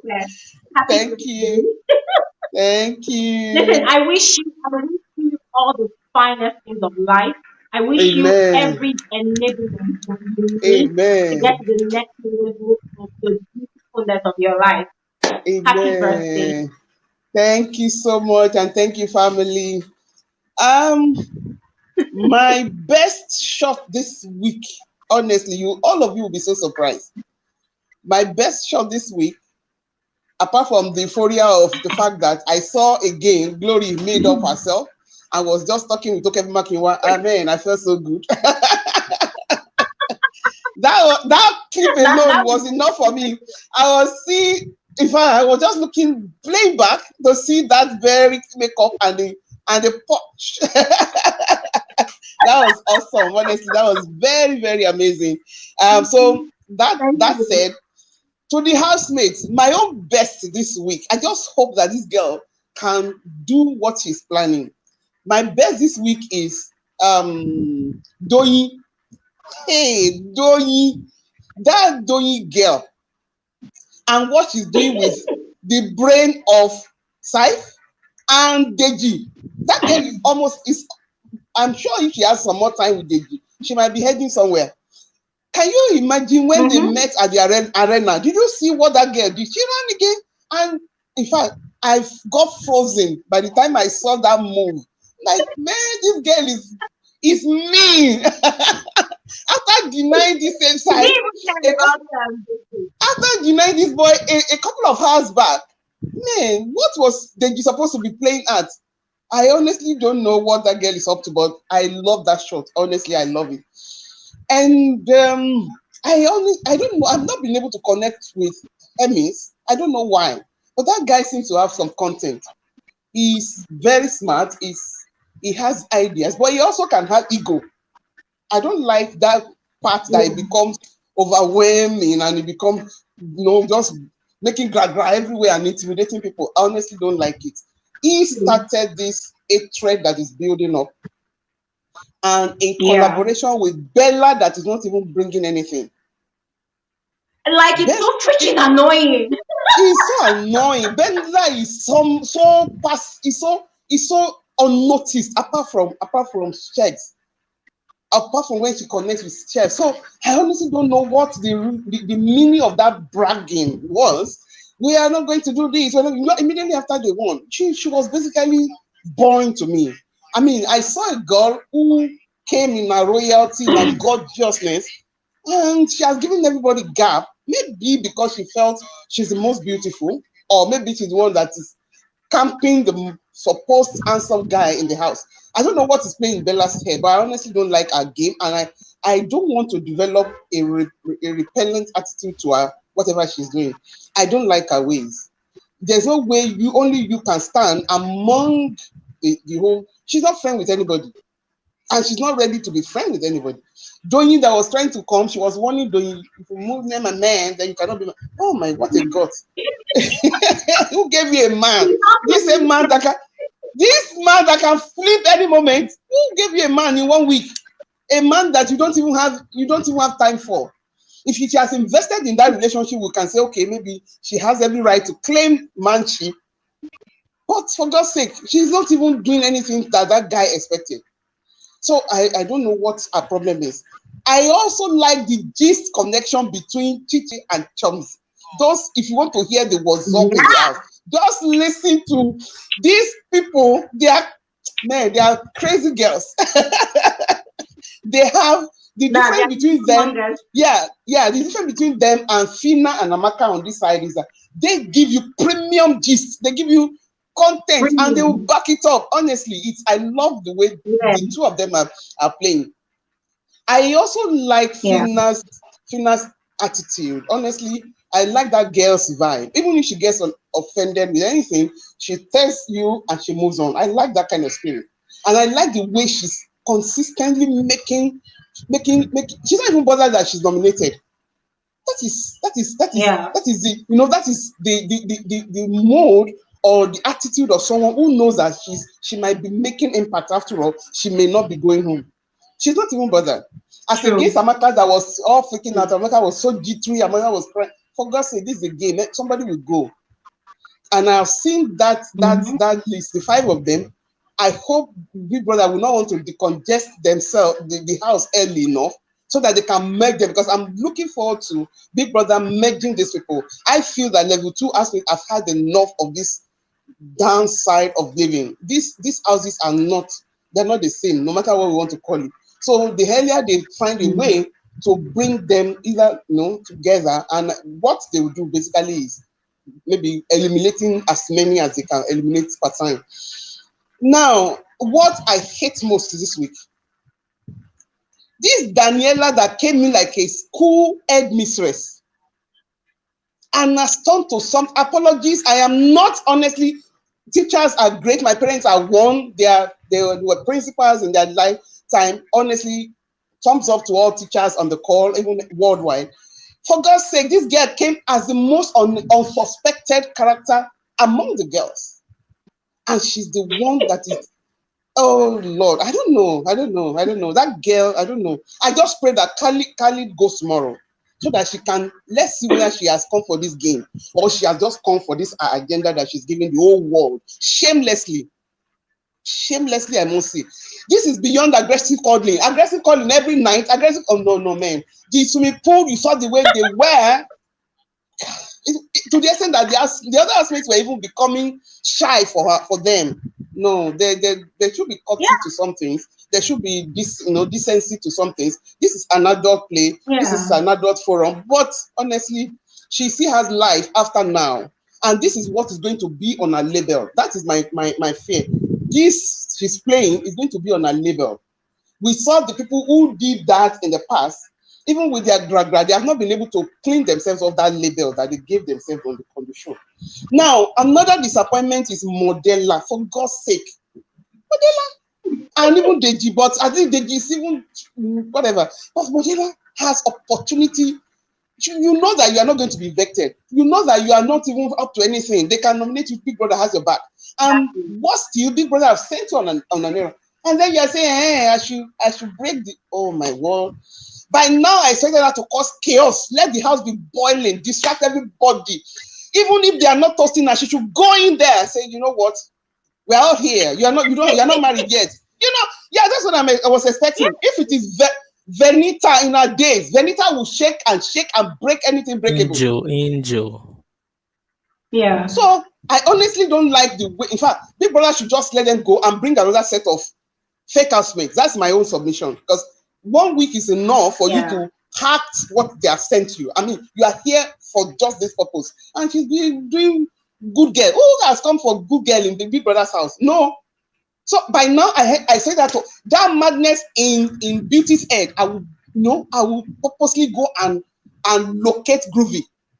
And I will, you know, when a woman is wooing a man, God knows I will make Groovy my assignment so that she can lose focus, so that she can, and because you know what you are acting for her, you will not react. When it's becoming hot, you slow down a bit. You will move to Bella that is claiming nobody touch my mind. Oh, it's your friend. I'm not here to be your friend. I will purposely go and seduce checks. That's your assignment, for God's sake. And try to talk this. It's a lie. You cook up story. You know what? I don't even know. She said it to this. She said it to this. We all know that you are playing your game. You will be telling fake information. Carry this information. Give it to this. Give it to, and then there will be chaos. Honestly, all of us will clap. So this girl, it makes sense. So anyway, let me allow people to talk. There's so many things to talk. I feel. Yesterday, I felt bad. For whatever reason, I don't know, that they didn't win. Of course, they didn't prepare, so they deserve the justice that Big Brother gave. But I felt for them. Yeah. I also love their attitude. Contrary to what Level 1 did last week when they lost. These people are highly motivated. They commended themselves. They saw what Big Brother was saying, and they also appreciated what they put that was different from them. So I honestly like the spirit in Level 2. I like it. I just pray that will work on, because when you are hungry, there's a way hunger will reset your brain. So now let's see whether the hunger for this week will reset their brain to get more focused, because they have chance to be so creative. They are very cooperative, and things can work. Thank you so much. Let me allow people to talk. We can come in later. Thank you so much, Dupe. Thank you so much. Thank you. Stick around so that we can bring you back on much later. Sure, that is so All sure. right. I'm going to allow people to talk. Thank you. I am the modeler. I'm the modeler of our screen. Modeler of this hour. I want to help her to do the assignment here. All right, guys. Thank you. All right. Yeah. So let's quickly move on to James. Hi, James. Hi, Glory. This your energy is too low. Do you need a Red Bull or something? Wake up, wake up, wake up. How are you? Hello? Are you there? Okay. I guess James is not ready to speak right now. We're going to have to move on to someone else. We have Na. Na, are you there? Hello? Ha. If I'm calling you and you're not responding, I'm going to move on to someone else because there's a line of people that want to speak. So please, when you are ready, just come back and I'm going to add you, okay? Cynthia, are you ready for us now? Cynthia, your audio is still not that great. I think you need to connect to a better network connection, all right? Because it's really fluctuating. Hello? Okay, we're going to move on to Sarah. Hi, Sarah. On mute. When it's your turn to speak, on mute. Hi, Sarah. Can you hear me? Yeah. Hi. Oh, yes, perfectly. You're welcome to the conversation. Thank you very much. At first, I would just like to say congrats. I watched you on the boards for Max, and you were spectacular, really great. They were very detailed. Thank you. Thank you so much, Sarah. Sarah, can you hear us clearly? Detailed explanation about everything. So, just say congrats. Thank you. Thank you so much, Sarah. Okay, I'm gonna quickly move on to ask you the question now. So the last speaker, she mentioned Can you hear the me? series of motivation that the level two housemates have whenever they lose a task, either from the wager task or from the head of house challenge. But then there's a narrative that's quickly spreading like wildfire now on social media. So people, I mean, I especially have been dragged as well on my channel. Those of you that watch my videos and those in the comments, right? There's this narrative that's spreading that most Nigerians are trying to force the level two housemates on people.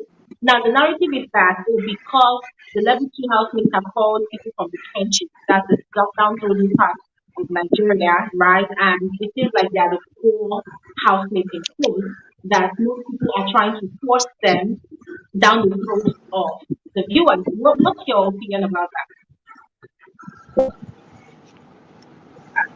To be fair, I prefer like 100%. I prefer the level two, the trenches as people call it.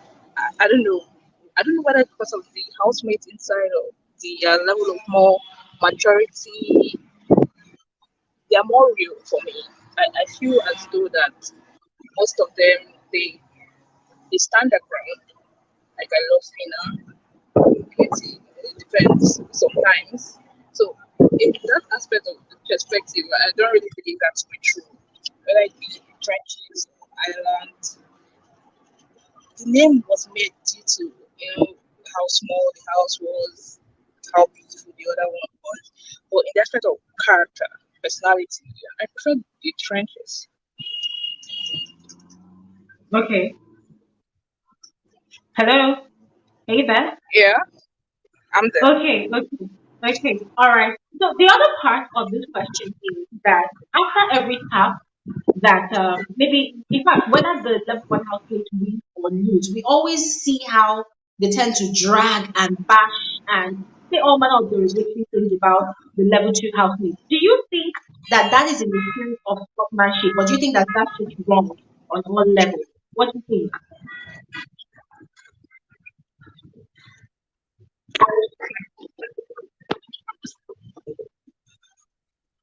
Hello, Sarah. Okay, Sarah, if you can come back, please come back. Sarah is obviously on the road and everywhere is noisy, so it's understandable that the network is not good. So let's move on to Tina. Tina, I need to sing and dance because I'm seeing you here for a minute. Welcome back. Hi, can you hear Excited to me? see you again. Yeah, it's been a Perfectly, I can while. hear you. It's been a while. It's been a while. It's been a while. I said today I was Absolutely. going to join this your talk. As in, I must. Hey, I've been praying for you to I send the link. I sent a really message to you like, please send the link, please send the link, please. When I couldn't join, I was like, oh my goodness, devil is at work. Oh, my village people, please, oh, I must join. But how are you doing? I like your hair. You look so beautiful. Your face is so. Are you sure you've not done those? You've not done something to your would you? face? You can give me the plug, oh. But on the lighter note, how are you, though? How are you? How are you? How are you? Hello, everybody. And I'm doing again, great. You know, I'm always excited. What? I, What wa- did you say? I want to put that out there. Gloria, it's not because I follow you, I love you. You always give us the truth, true content. Because I watch Big Brother, because I go to work though, I watch Big Brother, and it is what happens that you still say. It's so, I don't understand how you do it. Is it that you don't sleep at night? You record it? I don't know what you do, really, because it's so, I'm so shocked because when I watch it and you come to analyze, you still say the same thing that happens. Not like you add sugar or pepper or salt like some other YouTubers. You say exactly. So when anybody, even if I'm not watching, when you give us the update, it's still, it's the same. It tallies with what has been happening. So I want to say, nice one, nice one. You I know really what? like. Let me say thank you so much, Tina, and God bless you for saying that because this was the issue I had with some people who commented on my last video, the video I did about the wager task. I mean, Yeah. people were saying that, oh, Glory, you're biased. You obviously have a faith. But I'm like, but this is No, what's you're not. happening on the show. How No, exactly? no, no, no, no. I mean, it's So really exhausting trying to convince people, right? So for me, I'm just like, okay, this season, I rest my case. I'm not even yeah. going to drag it before. Yeah. Yeah. Thank you so much, Tina. You're welcome. Like really, nobody. You don't have to convince anybody though. You know your truth. You know what you say, and you know it's the fact. So you don't have to convince anybody. You know everybody will have their own opinion. I have my own, so as you. So and it's okay. So it's fine. It's fine, really.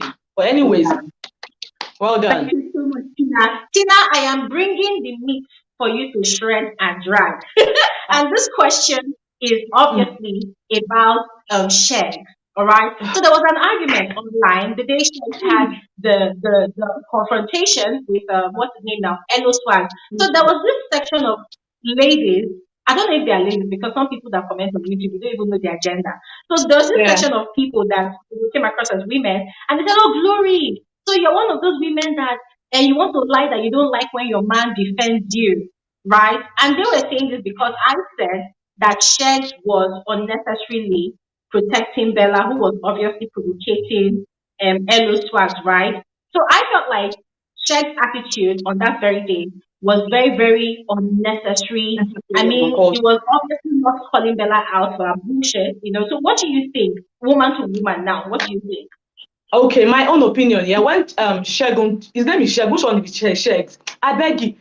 When he came into the house, yeah, I liked him. You know, I liked the level 1 house and everything, you know. I liked Shegun. And, you know, the day I started, you know, having this bias, I would be like call it bias man, or I don't like him anymore, was when he said, oh, he was, you know, when they speak Oyinbo, you go, they form nothing. I don't understand. We don't want to hear that rubbish Oyinbo way they speak. Anyways, he said, oh, they were talking about Ozo and Neg. He was like, you know, they had a conversation and he said that he would have handled Ozo's situation in a different way. Oga, what are you doing right now? Following Bella bumper to bumper like honey with bee. I don't understand.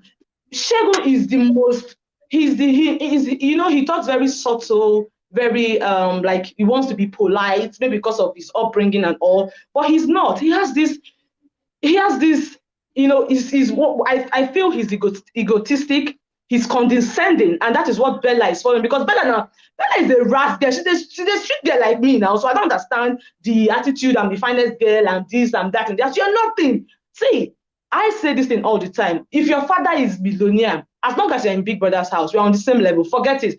And I didn't like the part where the housemates could not call it out. I feel the housemates, yeah, the level 1 housemate, I feel they are, well, how will I call it? I won't say scared of talking to, most times they don't call them out on things. Like in level 2, if anybody does something, there's somebody there that is saying, this is what you do, okay, you fuck up, Baba, you fuck up.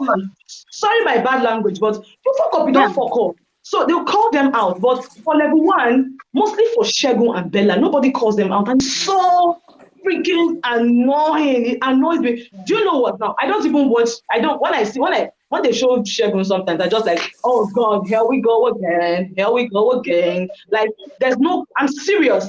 There's no content.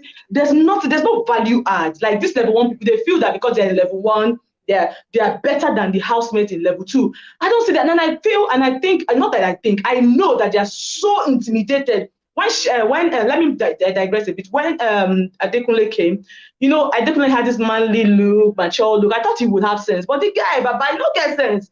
He's so oh God. Shegun is just Sorry. I need to calm down.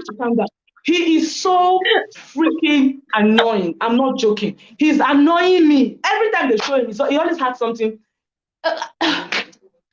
horrible to say about level 2 house, and that's what pisses me off. Okay, Baba, play your game. Not to talk about people waiting for level 2. 1, you don't know what they do. You've not been to their house. You don't know shit. Stop talking about them. Face your game, because he doesn't have anything to bring. He doesn't have anything to bring. Literally, they don't. If they remove my brother's girlfriend, called the guy with the gold hair, Terry G or whatever name he calls him. She calls him. That guy, he's so dramatic. He's annoying. He's full of himself. I will not lie. I cannot lie. I don't see any winner from that house, and that is on period. I don't. And for the one they say they're forcing people to watch level 2. They're not forcing anybody to watch anything. I watch whatever I want to watch, and I prefer the level 2 housemates to the level 1, because one, they're so full of it, and I don't understand why Big Brother had to separate them. It doesn't make any sense to me, really. It doesn't. I felt they would have kept them in the same house. Let's Shegun chase Bella and Beauty together. Let her know that she's not only the fine girl, she feels she's the finest girl. There are girls that are finer than you. There are girls that are 100% finer than you. So don't be feeling like, oh, you're queen of the coast. Oh, and again, it's just 2 weeks. Tomorrow it will be 2 freaking weeks. I don't understand. They go gum up and down as if say them. I don't understand. It's very. I'm just really, I'm just disappointed in Shego, because when he came in, I was like, oh, fine boy, he looks soft, but he's just falling my hand. He has fallen. See, my hand was like this. He has fallen to the floor. My hand is on the floor, and I'm so freaking disappointed. I'm not joking. It's just the fact. Anytime I see my hand. I totally agree with you. Talking about Big Brother should merge them. To be very honest, I personally feel like these level 1 housemates, they are lounging. They are living the rich life. And even though the organizers have taken out time to explain how the housemates found themselves in the levels that they are, I still feel like, okay, 2 weeks is over. It's time for a switch. All those people that are forming, those housemates level 2, they don't have class. I mean, Bella, Shed, Amy, they are the most important people. They don't have class. I am just hoping that people that will do a twist that is going to switch those people to the other level and bring the other level to this new house. Let them spend 2 weeks as well, because it's a lot to take in. I mean, I wonder how people get that narrative that people are forcing people to like level 2 houses. I mean, isn't it obvious that the competition has just become very dirty? This housemate level win, and then this one is always bantering and attacking. But really, it's really sad. It's really sad. Okay, Tina, one last question I want to ask you. Yeah, one last question I want to ask you. Why do you think Modella is taking her time to execute Biggie's mission? Why? Okay, I don't think the Modella is taking her time. Modella is not going to do shit. Sorry, my bad language. She's not going to do anything, because I remember her diary section when, of course, when my brother asked her, okay, you're going to break relationship, blah blah. She was like, and like, one, you're a fake housemate. You are there to cause problem, chaos. I'm not saying murder, but you're there to scatter the whole place, ginger the whole place. I expected her to show herself, even when she went back to back from the diary room and went back to the lounge. I was thinking she was going to like go there to start. Then I was like, okay, the pool party, that was her opportunity to have rocked Groovy, rocked that Khalid. Oh God, but she's just doing good girl. Is that the fire has come? Is that it? Oh no. No. I love Modella. She knows that she's a good actress. She's beautiful, she's stunning and all, but you don't have anything to lose really, because tomorrow Big Brother will just come and say, oh, Modella, you've been evicted from the house, and then you just pack your car and go. Show us content, all those mouths you don't make during the live show. Give us those things. You have nothing to lose, really. And even if they hate you in the house, that one is their business. In your mind that you're following instructions, and you're not even a housemate. You're just there. You're not going to get anything out of it. So you're just there for people to see you and sell yourself. But she's not doing. I know. The funny aspect is that nobody's going to hate you. People from outside will not hate you, because we already know as they go. We know say you be fake housemates, and people that say make you do this one. My pigeon. Exactly. She's not showing us anything. She's just there doing Mrs. Two Goody Two Shoes, making herself look very. Oh, okay. I don't want to hurt anybody. Is that hurt that you want to see? It's just 2 weeks. They don't know themselves for themselves from anywhere. Show us, give us ginger. And the other one too, Deji. Oh, that guy is so fine. My God, they should bring him to me, Big Brother. Please, that guy's not doing anything. He's not doing anything.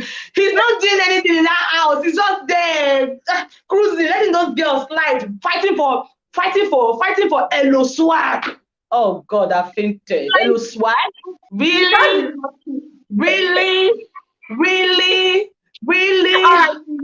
right, Tina. We have to move on. But thank you so much. But I love the way you mentioned that. I mean, look at the Hello Swag that everybody's fighting for. Like, oh my God, you guys does not even send. But anyway, we'll see how that happens. All right, let's move on. Let's quickly move on to Sandra. Thank you so much, Tina. Thank you so much. Thank you. All right, let's move on to Sandra. Hi, Sandra. Hello. We can't hear you. Can't hear you. So you're currently unmuted, right? We're supposed to hear you, but there's no sound coming from your end. There's no sound coming from your end, Sandra. There's no sound. Okay, Sandra, can you say something? Let me see if I can hear you. All right. Sandra, please just fix it and come back right away, all right? We'll add you right back. Hi, Naima. Okay, let me unmute you. Hello. Can you hear me? Oh my God, you look stunning. You look stunning. I love your Thank braids. you. I love your face. I Thank love you. your lip color. You look amazing. Thank you so much. You too. Like, I have been watching your channel for the past 4 years, I think, all the seasons of Big Brother. Since I was studying in India till I moved to Dubai, I have been watching. And due to the time difference, I'm just not sure when to log into live and catch up with you. And today I have to like hurry to work because I'm like a personal trainer. And then I saw that I could join and pay, and I was like, what? I'm supposed to pay this chick for like 4 years now. What is this? Where is like the most expensive one for me to pay? She deserves it and more. Please give us more money. Let's pay. You're worth it. I am so proud of you and what you're doing. Like, oh my God, you are exceptional. I haven't watched, I mean, I haven't been in Nigeria in a while, obviously, but like every time I watch Big Brother, it's from you, from your mouth, and I kind of like get it. And everyone who I've supported throughout the time, it's kind of like the people that I've seen from all your like explanation that might be potential winners, and I've always said these guys will win. I want to go for the show in the future, but like I'm just saying that you are doing amazing. I love it. Keep being amazing. Keep Thank being you. true. Don't mind the Thank comment you. section. Doing you, and please bill us more. We're gonna pay the money. Thank you so so much. And much. I noticed, I think you're the one that just joined my channel's membership. Are you the one? Yeah, I just did right now. I just did. Wow. I wish I knew a long time ago. Like I would have paid. Come on, you deserve it. Thank you so much. And I Thank you paid so for the much. Thank you highest, so so much. don't worry.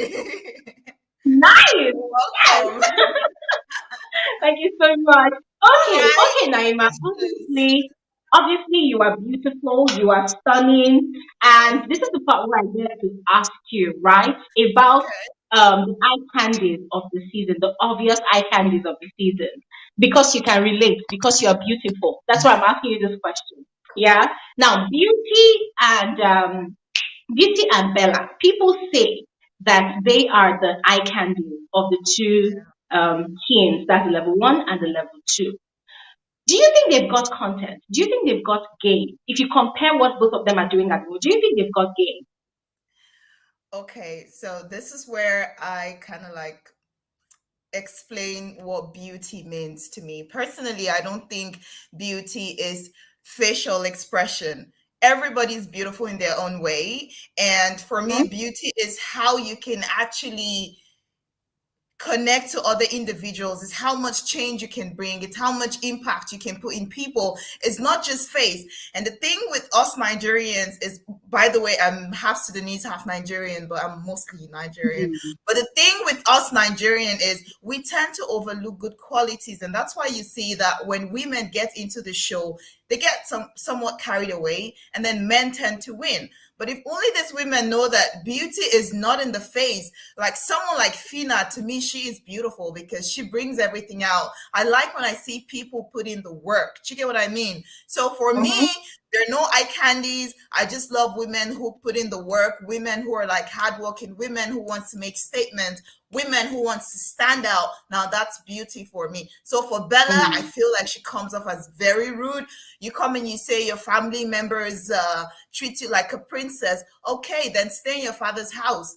You cannot come to a show and expect people to give you preferential treatment. You are in a confined space of people where you're supposed to show true character, and you know that people are watching. People need to learn something from you, and if you have nothing to give, then what is the point?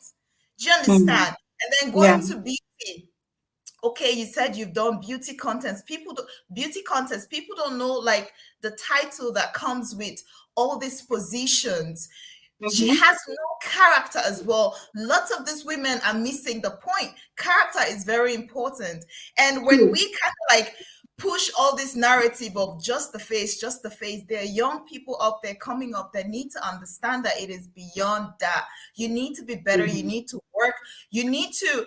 It's just a lot more for me, and that's why I would applaud Fina, because I see her put in the work regardless. Sometimes she kind of like do way too much, but she's one woman that I know that put in the work, and I'm actually, she's beautiful. She's one person that I know is beautiful to me, to be honest.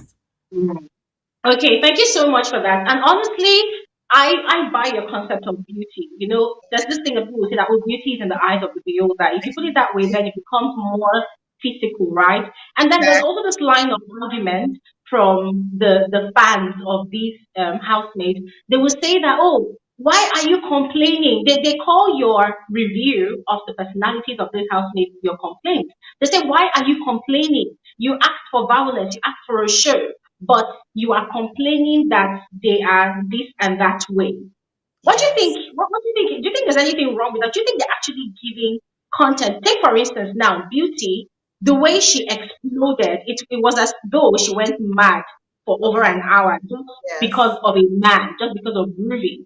You know, I mean, this is the same man he was claiming is not up to the standard of the kind of person she would date outside the show, but then inside the house, she is going crazy because of this guy. And then when someone was telling her that, oh, remember you're a beauty queen, she's making comments like, oh, F that shit, I don't care. That is in the past, that is whatever, you know, she does not even regard that. Right? And then there's also Bella on the other hand, that whenever anybody gives her a compliment, she says, I deserve everything. I deserve everything. Okay, you know, this set are just very lucky that there's no somebody like T-Boss, or there's no Nengi, or there's no Maria, because that would just put them in their place. And I like the selection. It's more original and more authentic, but then these ladies are missing the point. For Beauty, I don't know. We love the violence, but it should make sense. Do you understand? People have a reason to talk about, let people argue about your own violence. Do you understand? That's the legit violence, not the one that is senseless, taking off somebody else's hat. That is now going physical. And I don't think in the course of you trying to create content, I don't think that should push you into your level of stupidity and then raise your pride. Because now if people see that the world or the Nigerian crowd is supporting this violence, a lot of people work based on comparison.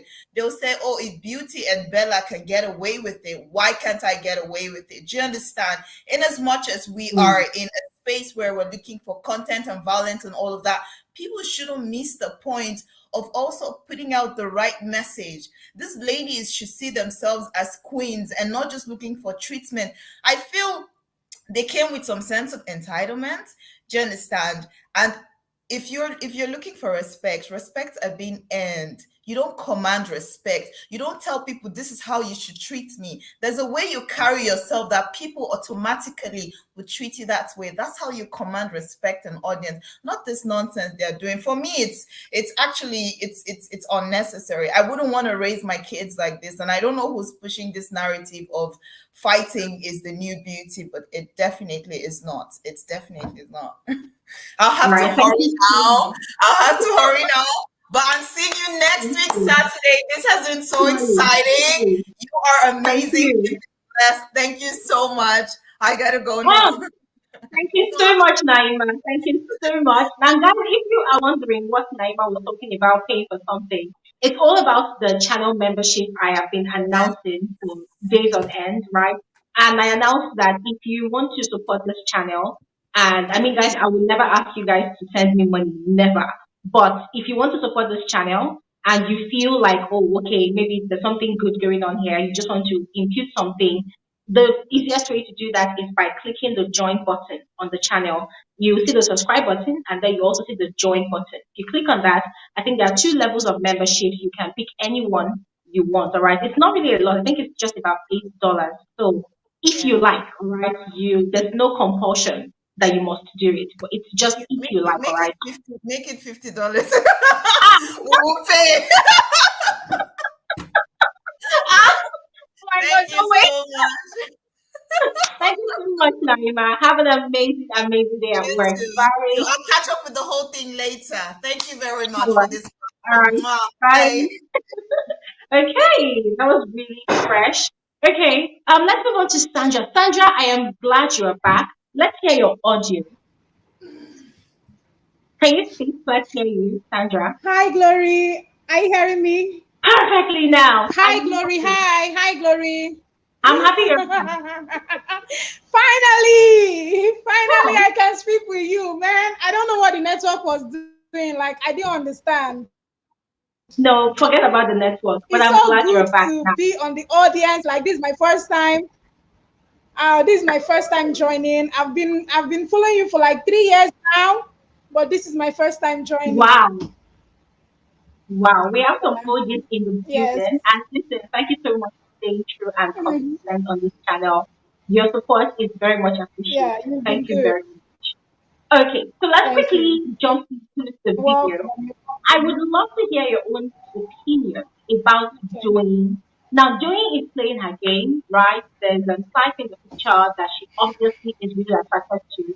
And then there's KG in the picture as well, obviously Yeah. because of the picture look. She likes the guy because he looks good and it seems like the easiestly, Jesus, English. She seems like the easily available guy in her own team, right? That fits to her spec. Yeah. But there are people that are of the opinion that she's Mm-hmm. desperate. There are people that are of the opinion that she's just desperate for attention. She doesn't have content, so she's looking for a ship to create her own content. What's your own opinion about that? Do you agree with those people? Actually, Doing is, I really do not understand the game she's playing. I seriously do not understand the game she's playing. In a way, she seems to look so desperate because I don't understand why she's really after having a man in the house and trying to tell Deji all kind of things like their talk has been like, where is this girl heading to? Then seeing Saif in the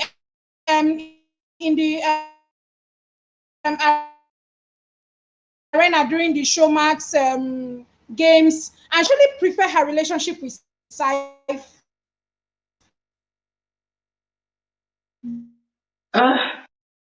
than Sandra? her relationship with Deji. I really Yeah. love both of them together. Like, she's more happy. Yeah? Are you hearing me? She's more happy with the game, but she really needs to. Somehow she's. Sandra, your connection is oof. It's okay, Sandra. Please, if you can hear us, please fix your connection and please come back. You're actually making a headway with your opinion there, and I would love to hear the finishing part of your opinion. All right. Okay. Hi, Jackie. Hi, Glory. Can you hear me? I can hear you, and I can hear the statement your pink is giving. I'm responding to your pink right now. I'm loving it. It's beautiful. Okay. I'm calling in from Nairobi, Kenya. Okay. Yeah, and I've been your fan from the lockdown season. Oh That's wow! when Thank you. yeah, that's when I started watching Bbnaija, and I've been following your stories and not the show Oh. itself. But at the moment, we are all home. It is election time, and we're just waiting to go to the polls in 2 days. That is on Tuesday. Okay. So I'm able Okay. to, watch when I can. But I'm so happy. Okay. Yeah, I've been watching all your videos. I've been watching, but I'm happy to meet you finally and have a Nice. conversation with you. Yeah, yeah. Thank you. Thank you. All right. So the question is about Modella. All right, Modella. So we've all been talking about Modella is not really doing enough. She's not really giving attention to the mission that Big Brother sent her. So if you were to be Modella, how would you approach the mission? How would you execute it? I agree with you. I've watched Modella and I had very high expectation, just like the rest of the people have said. When Biggie introduced the fake housemates, our expectations were Mhm. kind of raised, and we were waiting to see what these people are going to do in the house. But at the moment, I think it's been some days, and we've been waiting and waiting, even after when Biggie instructed her to go and rock some boats. Until now, Mhm. no rock has been rocked by her. Mhm. So um, I expected that after she has been instructed to go and rock the boat, she would actually do it that night or the following day, probably. But like people are saying, we're Mhm. waiting for this Saturday's night party and see if something will happen. But we are tired actually of waiting. Now we just want somebody else to come in and cause chaos everywhere, so that we can have a show. And I feel like some people have not really started playing their game. If we had that shaking of the boats and just shaking the house, we could probably get Mhm. other people's game. And I'm referring to Yeah. the level one house. There's just cruise in level one house, according to me. It's more of cruise, but there's a lot of activity in level two house. So yeah, I feel like even Deji, I was just wondering if Doin was not engaging him that much, what could he be doing? Because at the moment we see a lot of conversation with Doin, but again we expected him to just come in and rock that boat of Shegs and Bella. But again, Hmm. he's not doing it. Yeah. Yeah. Yeah. And I love the last part of what you said. You know, you wondering what Deji would have been doing if Doyin was Yeah. not engaging him in the conversation. And that goes a Yeah. long way to state the fact that Doyin is actually helping Deji create Yeah. content. Chichi Exactly. and Tomzi, they are also helping him to create content. Since Hmm. Deji got into the house, we've never really seen him being intentional about going out of his Yeah. way, to play the part of the fake housemate that is in Biggie's house on a mission, right? So, I don't know. Do you think at all, just like Modella, that this guy is going to do anything at all, or is just going to be, drifting through the house like that? Uh 50-50, because at the moment I see him getting into to some point getting into the Doing's mess and all that. And I agree with you that Doing is a very bright girl. Is an alpha woman, like you keep saying, and she knows what she's doing.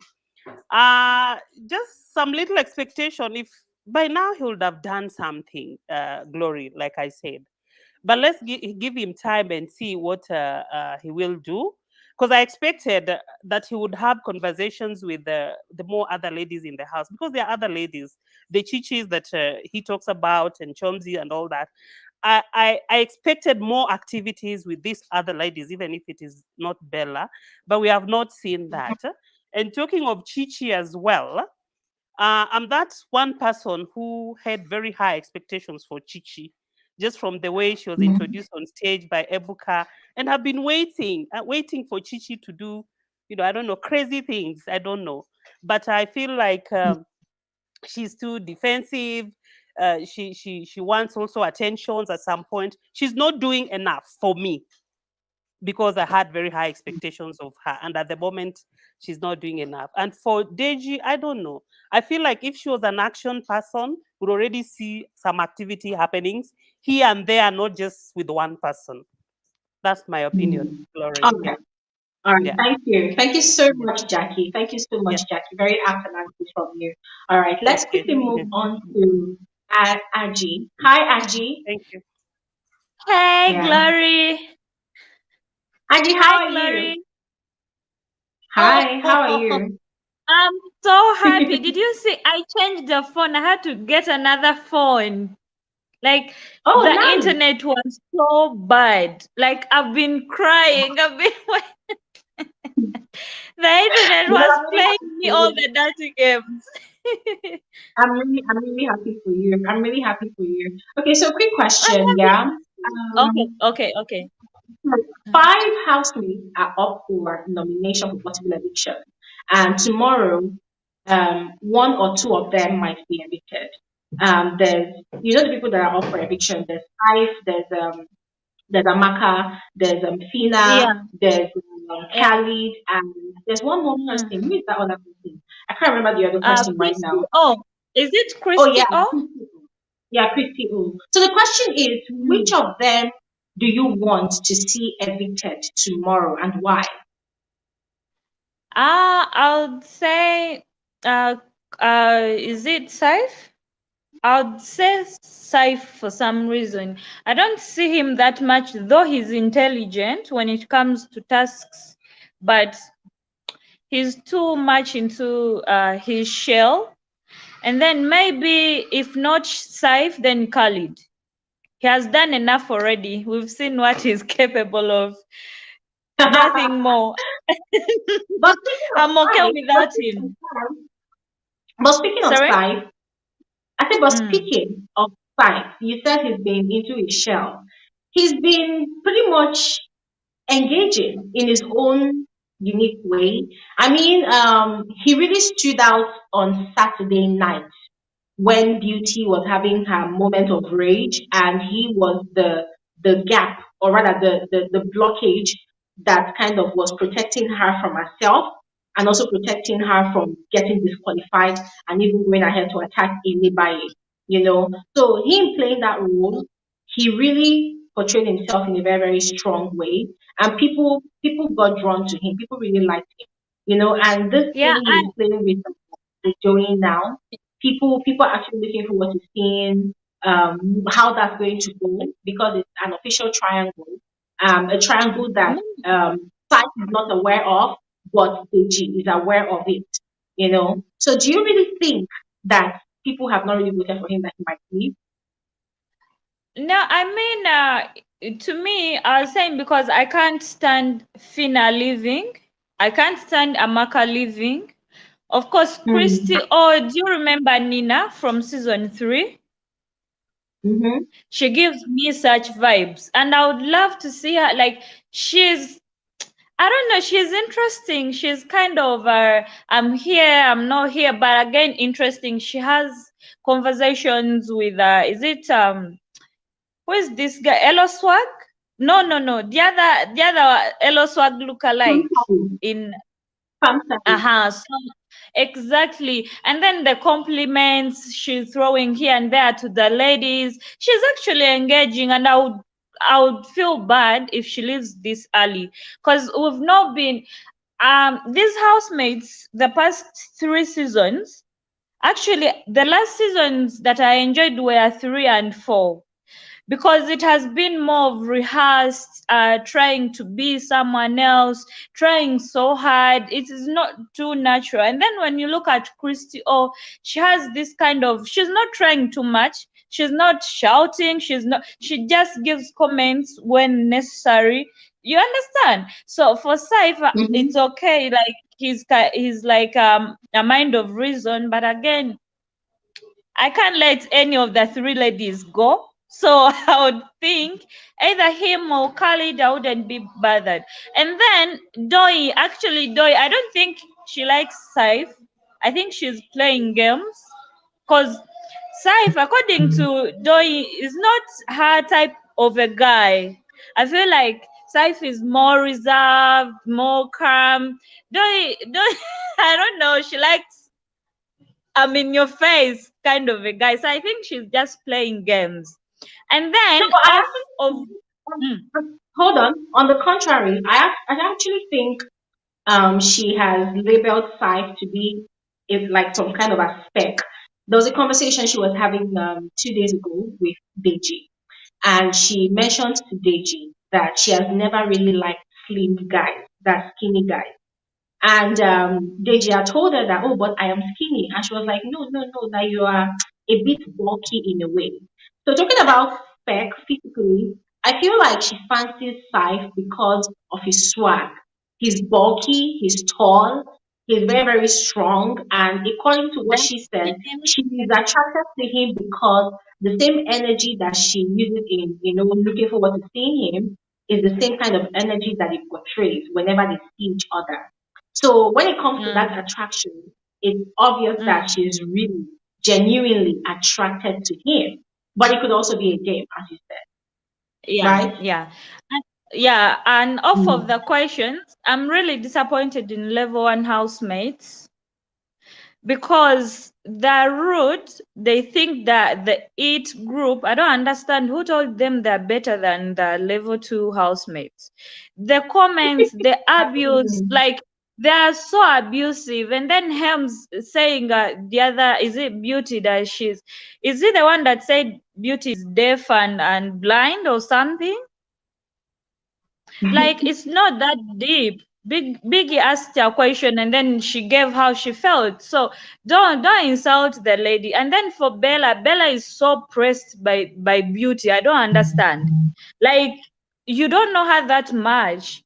And then every time Beauty's name comes up, Bella has a comment or has an expression like, please, Beauty is not even bothered about you. And one funny thing is level 2 housemates, yes, they're loud, they're all of that, but they don't speak too much bad or abuse the level 1 housemates as such.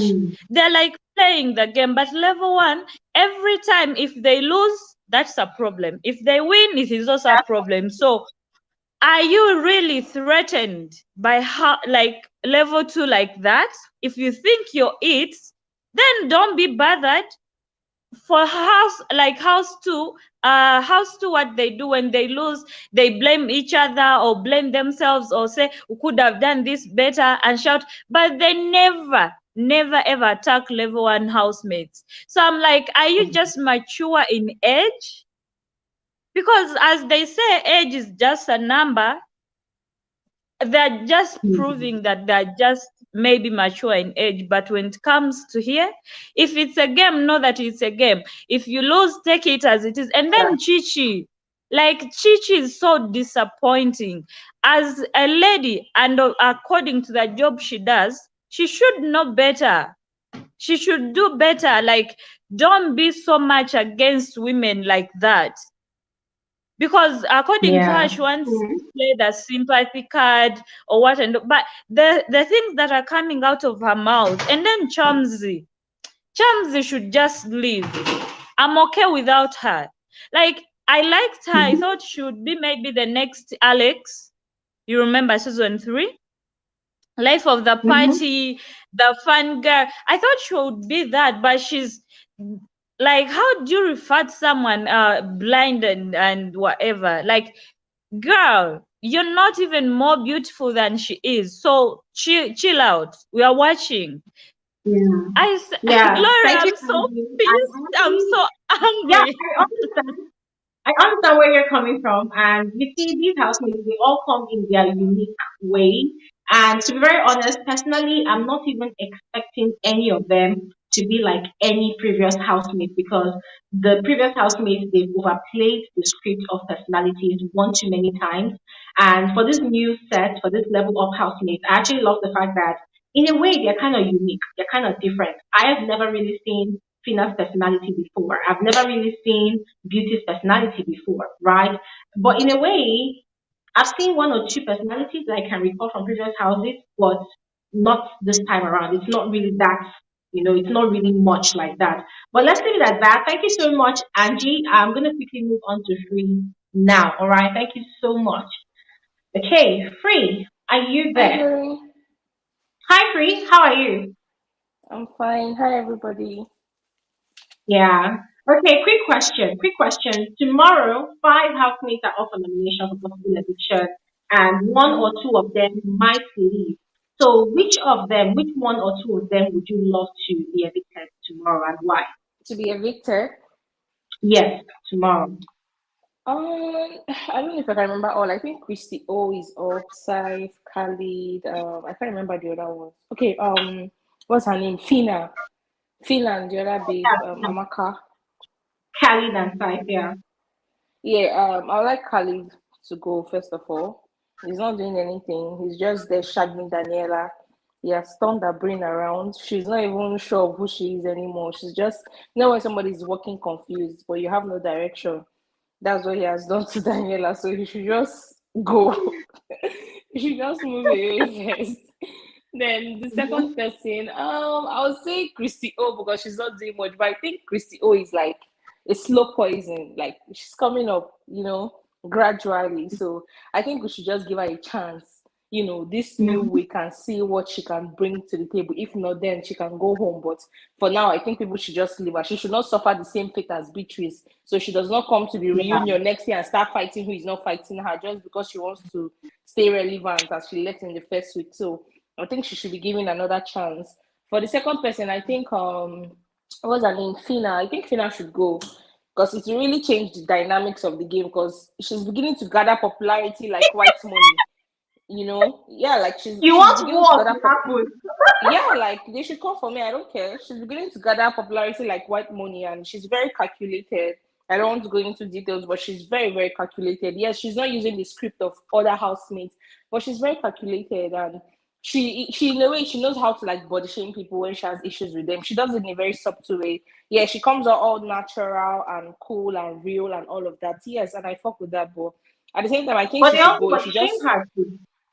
yeah, they also did. That's true. You should change the dynamics of the I game. think they If body it shame was her. level one housemate, They body shame her because she does that to the other people as well. yeah, that's true. And I don't appreciate anybody doing that to anybody. If the level one housemate were the one up, I'll say Chomsy first of all, she should just go to her house because she's so rude. She's very condescending. She and Bella, they should just be going home. But God save them, they're not even up. So for Fina, I think she's too loud, so I just think she should go home and let's not have an obvious winner again this season like White Money because from the way things are going, it's beginning to focus more on her. Like she's going to be the one to win. And yeah, I'm a woman supporting women and all of that, but this is just my own frank opinion for the two of them, like the two people I want to leave.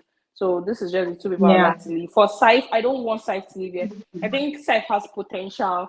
And I even voted for him because when they were all up, I didn't know who to vote for. None of them were my faves. I was like, who do I give this vote? And then I just opted for Saif because I said that he's intelligent. He's very smart. But unfortunately, the people handling his socials, they're not doing a good job because I could not even find him on Instagram. I tried so much, but I just ended up giving him the votes so he can just stay. So I hope he Yeah. stays back. Yeah. Okay, another question, yeah.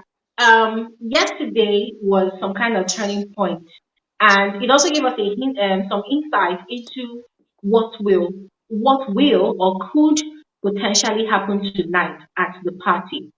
There's Fina who is spoiling for a fight, or not even a fight, but to beat somebody up, Chichi and Chomzi. And we know how that could turn out, and it's all because of Ellie's flag. And there's also Joni, who is looking forward to seeing Saif. And there's Deji, who says, okay, if I see you dancing with Saif, I'll give you space. But if I do not see you dancing with Saif, I could come and dance with you. And we saw what happened the last time that those two people were dancing together. They were literally practicing all shapes of BDSM on the dance floor.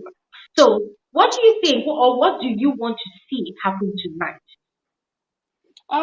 Tonight I just hope everything goes well. I wouldn't like if Fina confronts what's her name, that girl Chomsy, the rude girl Chomsy. Yeah, I wouldn't like Fina to confront her. In as much as I would like Fina to go to change the dynamics, I feel like if Fina confronts her, especially if she's intoxicated, it might turn into something we do not expect. They might end up maybe throwing hands or something, and it will be so embarrassing. And Fina will be the one that will end up getting disqualified. It's better to be evicted than disqualified. It's very shameful. So I don't think she should confront her. Like I saw the way she was just charging, like last night, saying she was going to go. I was like, what's all this? Like this is embarrassing because at the end of the day, a man is the reason behind all this. It's so embarrassing. None of these guys have ever tried to fight with their fellow guy. Because of a guy, the only person that did it was Shegs, and Shegs looked very dumb, but he looked very stupid. And I'm glad that he even made an effort to try to reconcile Eloswag and Bella, you know, but he looked dumb at that moment when he was trying to defend Bella, coming saying, in it, please shift. So I don't think Fina should confront Chomzi. She should just leave her. She should just act like a queen, you know. Let Eloswag be the one chasing you, not you chasing him. Exactly what Chichi told her. But she was angry with Chichi, which I don't get why. Why are you angry with her? That's why sometimes people say it's better to mind your business, because when you talk, they will now make you look like the bad person. You will now turn to the victim. So Chichi was just advising her, and then she's angry at Chichi that maybe Chichi is supporting Chomzi or something like that. So she should not confront her at all. She should just leave her be. You know, if Eloswag chases after you, fine, give him the day and time. But if not, just leave him, because at the end of the day, if anything goes down between them, people will look at it that she's fighting because of a man, which is the case. And the Eloswag who is in between all this mess, he's not even doing enough. Like, they're just making him feel like a trophy. Like, okay, two girls are after him and all of that, and he's not all that. So they're making him feel so special. They shouldn't be doing that. I hope they can just bring that. I just wish Fina can give them that Nengi card. Like, just play with them. Play with the boy, as even himself, and he'll be ashamed of what he's doing, playing with two girls. I don't appreciate what Doyin is doing. In as much as last week I said I liked Doyin because she's an alpha female, she's very open, and she's a direct stalker, so I like that. But I don't like what she's doing, like jumping from one guy to another, because if it was a guy doing it, just like Eloswag, we would drag him. We will drag the guy, we will call him out. So let's keep the same energy. Yes, she's playing the game. It's entertaining to see how she's taking all of them on the ride and all of that. But at the same time, let's not do double standards. If it was a guy, trust me, they would drag him that this guy is this, is that, is playing with two women. But that's the same thing that Doyin is doing. It's the same thing she's doing, but she's doing it in a very subtle way. And I'm glad that Deji sees through her. Like, Deji knows what she's doing. Deji in her games, he knows, you know, but he's just been in a very subtle way, just declining her. But I hope he will just hit it hard on her head, like, see, stop this thing you're doing. You're embarrassing yourself. Because when you see Saif, you're all giggly. I think she really likes Saif more than Gigi. Because when she sees him, she starts to blush. You know when a woman likes a guy, she's just all over the moon, in as much as she's trying to max it. Even now, as they were doing their presentation, she saw Saif, she was just blushing. I said, see this foolish girl. Tomorrow night, you go and sit down with Deji and be chatting shit. She was just blushing, like trying to hide it. I was just smiling, like, I think what she's doing is not nice. She has to stop. And for Deji, I think But you know, Deji, there's no point of him coming to the house. You know, in all of what Joey is doing, I mean, I personally, I love the fact that she's not hiding and doing it. I like the fact that she openly had the conversation with Deji yesterday. Yeah. Deji asked her questions. Oh, you really like the guy. Obviously, she likes the Deji from the get go. So yesterday, Deji made it known to her that, oh, I know you omitted stories here and there.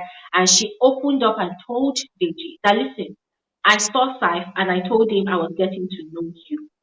And I don't have to, but I did because I want everybody to be clear, you know, what's happening here.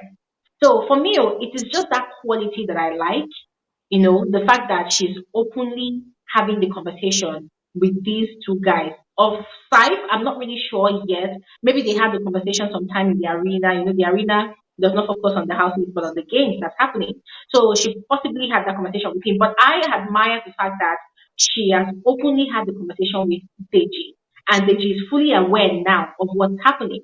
And unlike the previous day, when they will be playing hard to get.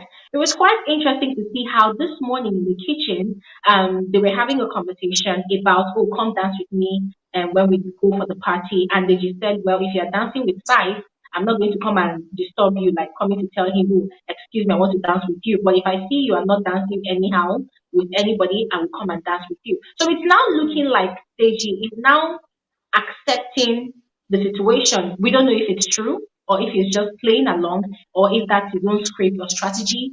We don't know yet, you know. But from what we've seen so far, he's playing along and I think he's now kind of comfortable with it.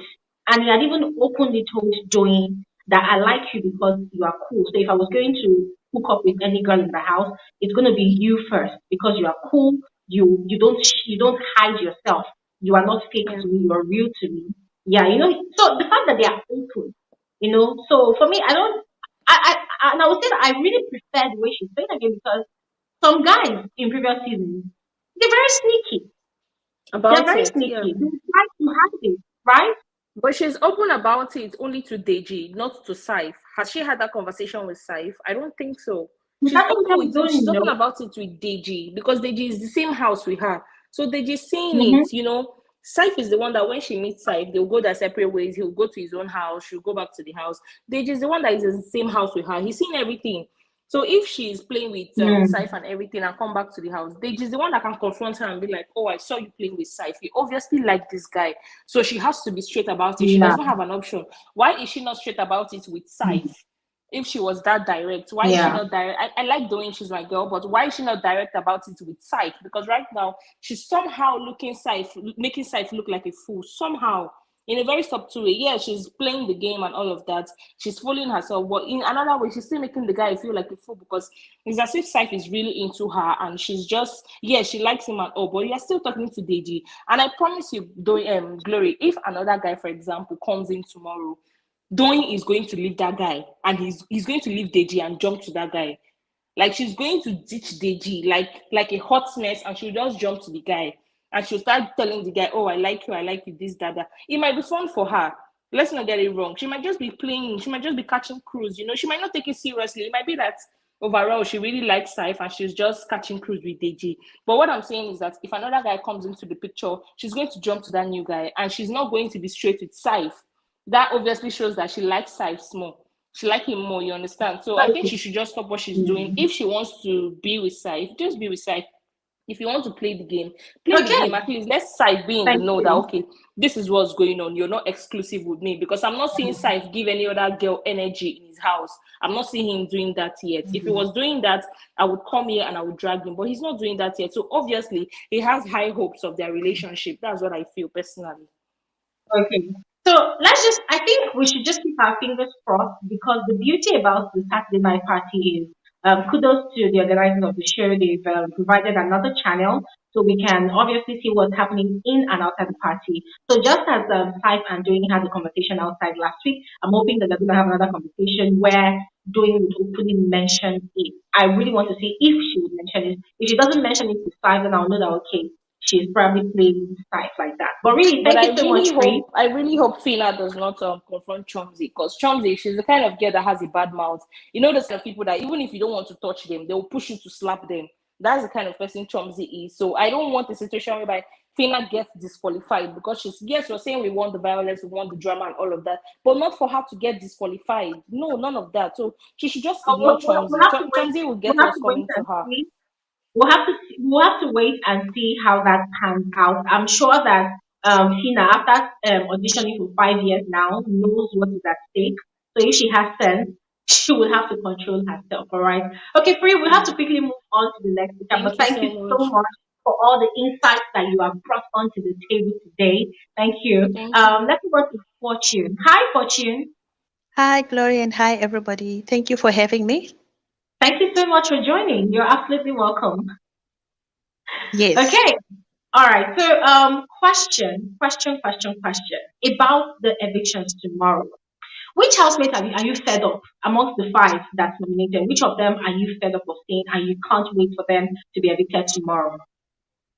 I think fed up, it's probably only one. That's Christy O. And I think I mentioned it last week because I also joined your show last week. I'm not seeing enough from the girl.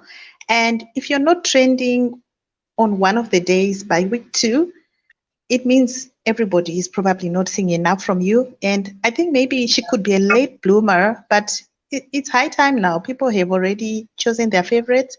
So I think Christy O's time's up. And the other person I want to go is Khalid, simply because I don't want Daniela's heart broken. I'm sorry, I'm rooting for the girls this time around. And if he stays in the house, I don't think they can sustain this romance and somebody's going to be hurt. Mm-hmm. So I prefer that they pick that up outside. Okay. So there's this story or narrative that's spreading across social media that Daniela is playing a strategy with Khalid that when they started their own romance on Saturday night, it was supposed to go quite easy. But then the moment the nomination came up, they decided to do the aggressive cuddling and the dry humping. People called all what they were doing beneath the sheet dry humping. They decided to do that as a strategy for the benefit of those people. Like there's this section of the viewing audience that like to see those kind of raunchy events happening on the show, right? So people say that they are playing that script to attract the votes of that segment of the audience. Do you think that makes sense? You know what? Truthfully, I was one of those people actually until today. I discussed this with other people, and they managed to convince me that Daniela's head cannot think like that. She is just too intelligent. Yes. And the narrative from my friends was just that their generation, these young adults, they are just carefree. And she did look like a secretary coming in, but I think that is what deceived everybody. She is just a young lady exploring her body, and unfortunately, if her heart goes into it, she's gonna be heartbroken, which is why I want to protect her. But yes, in the beginning, I thought it's strategy. That's what I thought, but probably not. Somebody turned my head on the Yes, yes, matter. yes. Yes.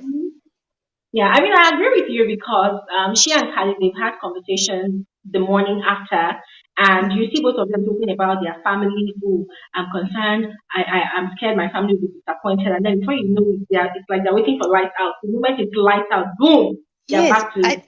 Glory, you know what? That is the part that is a bit confusing. It's almost like they can't help themselves because if you're so worried that mom is going to be hurt or dead or whoever, there can be some restraint that is driven by that emotion of not wanting to hurt a parent. But if they are doing this outside of because I mean, we all know when you are doing this, you are still of the right mind. You can't blame it on anything but just you wanting to do it. So I swear they just want to do what they're doing. I think that's what they want to do. But what I don't want is for any of them to really get hurt. And I feel that Biggie separating them by sending somebody home is good enough, hoping she doesn't fall in love with another person when this goes. You know, that's not what we want.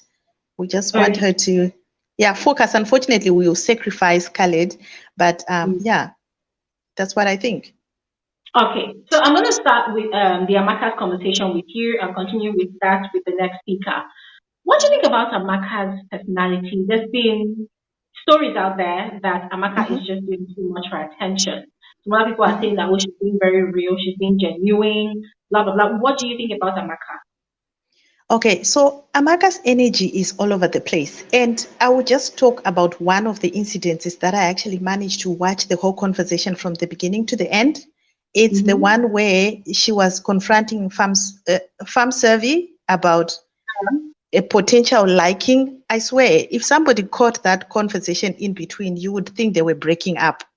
That conversation went from looking like they were in a ship, looking like they were fighting over jealousy, and then they had a conversation that sounded like the one you have when you're giving a person a promise ring, where she said, let's pick this up outside, yeah? Let's do. Amaka is in her head way too much, to the point where she fumbles on her words and what she means to say doesn't come out like that because she wants to say so much and it's just not coming out projected the way I think it should. And I just hope that she can survive the first 4 weeks. After that, she will be fine. I think she's just still everywhere right now. And at the moment, the only reason why I want Amaka in there is for the drama because she's not afraid to call things out. She says everything as it is. But in terms of shipping, I honestly think Amaka should not ship anywhere close to this house. She must start doing that after the show. Because that Amaka that I saw giving a lecture to Farm Savvy, who was not prepared, it was just shocking. When I left it, I was sweating and I went on Twitter to see if I'm the only person. Everyone was writing, is this a ship loading? Are they breaking up? Everyone was confused. So the short version of my answer is, I think Amaka is very much in her head. And I think she just needs to calm down, pipe down her energy a little bit, survive these next 2 weeks if she can, then she'll be fine in the end. But at the moment, she's in her head way too much and all over the place, unfortunately. But I do like her. I like her a lot. I love the fact that we're having this conversation because the interesting thing about conversations like this is how unique our own perspectives are. I mean, I'm actually surprised, that I'm hearing this from you because I actually caught that conversation. And I personally, I mean, my opinion though, I personally felt like Amaka was really smart by having that conversation. I don't know if you followed that conversation through from the start, but Amaka had a major point, a major valid point for having that conversation. I mean, there was going to be birthed a narrative that, oh, Amaka is all that she is, and farm savvy, small-bodied guy, not hulky bulky like the other guys in the house. You know, he's making advances at Amaka. Amaka does not like him, but she plays with him all the time. So there might be a possibility that Amaka is trying to lead him on, and then when he now eventually makes his feelings known to her, she will now reject him. There was a narrative like that that spread out during the lockdown season about Nikon and Erica. People still Yeah. believe it today that Lincoln won because he played that rejected card strategy with Erica, which I do not agree with at all, right? So Amaka sensed that that was going to be the case. I think she heard that story from Modella and Christy U. So she felt like, no, this is wrong. As far as I'm concerned, I play with this guy the way he plays with me and the way he plays with Christy U. If you've been watching the show, you see that those three, they've really had a very, very interesting friendship. They play a lot. And from time to time, they play the script of one man with two wives. One wife is fleshy, the other wife is kind of on the slim side, you know. So they play that kind of game, and it's very interesting to watch. So she heard of that narrative that's about to be birthed, and she said, "No, I'm going to dead this conversation before it even finds its way to social media outside." And that was why she called Pam Savi to have that conversation. So at Oh, the okay, start of but that Glory, conversation, do you yeah, think is there an interest in the both of them at all to warrant her comment to say, let's see what happens outside? Because that threw Twitter off. Why would she say that? okay. And in her diary, sorry, yes? That I think it was because in the course of because it was a lengthy conversation. I think it was over 9 minutes. It was over 9 minutes. So in the course of the conversation, she had told the guy, she had to make it clear that you've never told me you like me. You know, if you want to tell me you like me, you have to come outright and tell me you like me instead of, go because the guy had already told Christy, oh, that he likes her and he has been flirting with Christy ever since last week. So in the course of the conversation, Fansabi had told her that he actually really, really likes her. He had told her. So that was why and this is the part now where she started playing her own card, her own strategy. So she told him that, okay, I like you as a friend, I like what we have now, but if you really like me, then you will have to see how it goes and then see how it builds up outside. I'm not in the right space to be in a relationship. But from time to time, you will hear Amaka confiding in her roommate that she has a huge crush on Giddy Fire. That at Yes, the party today. tonight, She's planning to shake a bum bum yes, to Giddy Fire. That's what she said. exactly. She's planning on shooting her, and this time she's not waiting for him to come to her. She is outrightly going to him. But aside the Giddy Fire story, I liked what she did by having that conversation with Sam Savvy because the truth is, most of our Nigerian viewers, especially those ones that pull up with the lockdown season, they are gullible to such narrative. They can easily pick up on it, the impression that, oh, a poor guy likes this fine girl, and then the fine girl is going for the guy that is more physically attractive. So she was trying to avoid such a narrative spreading out like that because for her, that is not her game. Obviously, she has her own game, and her own game is to be very, very loud and dramatic, and it's been working for her. No, But that's my own interesting. Thanks opinion, for though. yeah. I'm not No, but it sort of clarifies a few things, and thank you so much, and thank you for having me. But Glory, can I just say one last thing before I go? Yes, yes.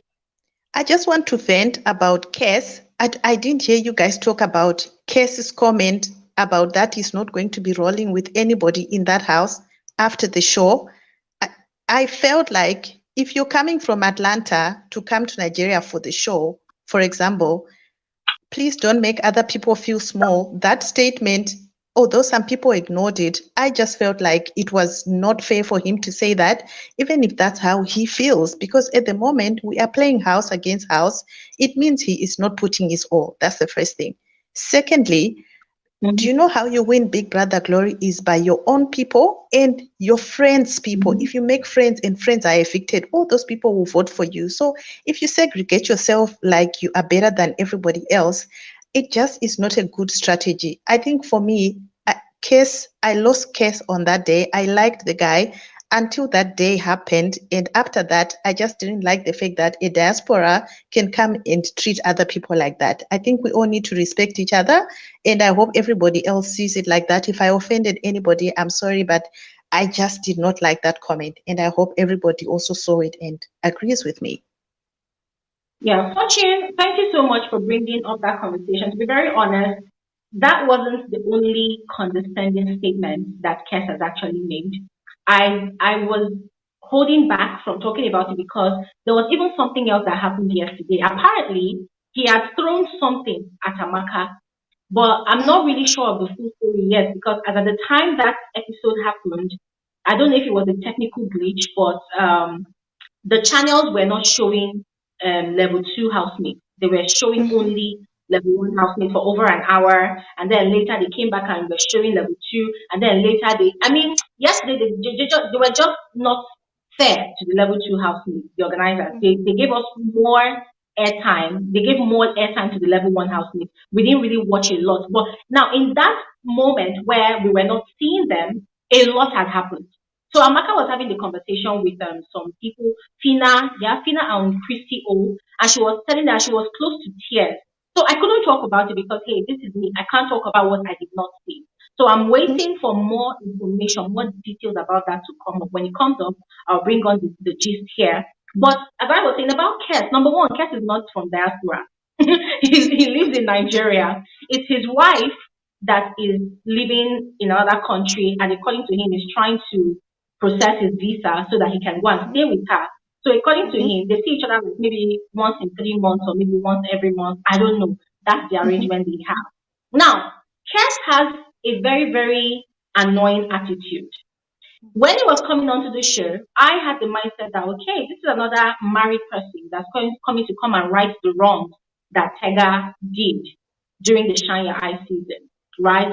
I obviously wasn't really expecting another Mike Edwards. No, I was expecting someone different and unique in their own way, but someone that's going to come and prove to the world that being a married person does not hinder you from being expressive and having fun and also winning a show if possible. But since the guy joins that house, obviously he's the oldest housemate amongst the level two housemates. He looks down on them, especially some of the girls. Yes, he looks at them like, I mean, they've had meetings and he will tell them that, well, on a normal day, no offense, I don't see myself, rolling with any of you. And all of them, they'll keep quiet, but they'll be watching.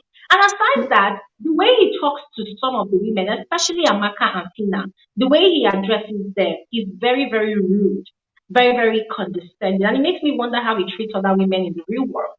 But then I'm trying not to be too quick to judge him like that because aside lying in the bed and acting like the counselor in the house, relationship counselor, teenage crisis counselor, adolescent crisis counselor, I don't see anything that is bringing to the table.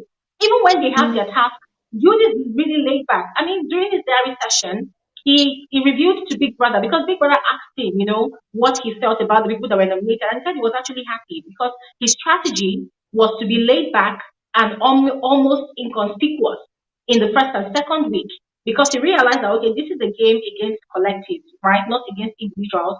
So if he shows his strength too much, there's a possibility that he will be nominated. So his game plan now is to lie low and allow other people take the brunt for their losses in the game. So it's not like he's not capable of showing strength or capable of showing skill, intelligence, expertise, but he's just a coward. I'm sorry, let's Yeah, call he it doesn't want to do it, but I'm waiting for them to give Kes on a silver platter to the voters. I swear, that guy, I don't think he's going to get any votes because he is also the person that contributed to triggering Fina about her English. And as a non-Nigerian, we want to hear Fina speak because we'd never hear that language in other places, and it will help us understand Nigerian music. So we want to hear Fina speak. They cannot modernize Fina or do anything elsewhere because he contributed to telling her that she needs to add more English into her talk. But please, they can't change Fina for us. We can already see that the man is painting towards some certain color, which I won't say now so that people don't fight. But I'm gonna say we like Fina the way she is. Thank you so much, everybody, for listening to me. Thank you so much, Fortune. Thank you so much for bringing all of that vibe and that apt analysis to this conversation. Okay, so we're going to quickly move on to Jane. Hi, Jane. Hello. Hello. Hi. Hi, good evening. Good evening. You're welcome to the conversation. How are you? I'm fine, thank you. Okay, Jane, you have to Okay. top up your energy, right? Because tonight is going to be Okay. a blast. So you have to top up your Okay, energy. okay, okay, All okay. right, so I'm what all are you for looking it. forward to seeing from tonight's party? Okay, for today, I'm looking forward to see the drama that is going to unfold for today because I can see that the level two housemate have really looked down, the level one housemate, sorry to say, have really looked down on the level two housemate, and which is very, very bad. You know, they don't know how the outside world will perceive them. And mind you, if peradventure the level one housemate, one come out in the finale, the way they are going now, believe me that the level two housemate is going to win because they are full with bitterness, they are full with hatred, and it's not good for their game. And that is why I love Doni. You see, Doni, she's very, very calculated. The reason why she's, going slowly with side is that if peradventure there comes one maybe nomination process or something like that, Sars is going to have her back. You understand what I'm saying? So you don't have to look down or underestimate people. And I pray that Fina don't fight with Chumsy today because I really love Fina. If at any time I look at Fina, she's so entertaining. Yeah. She and Amaka, the only problem I fear is that Amaka talks too much.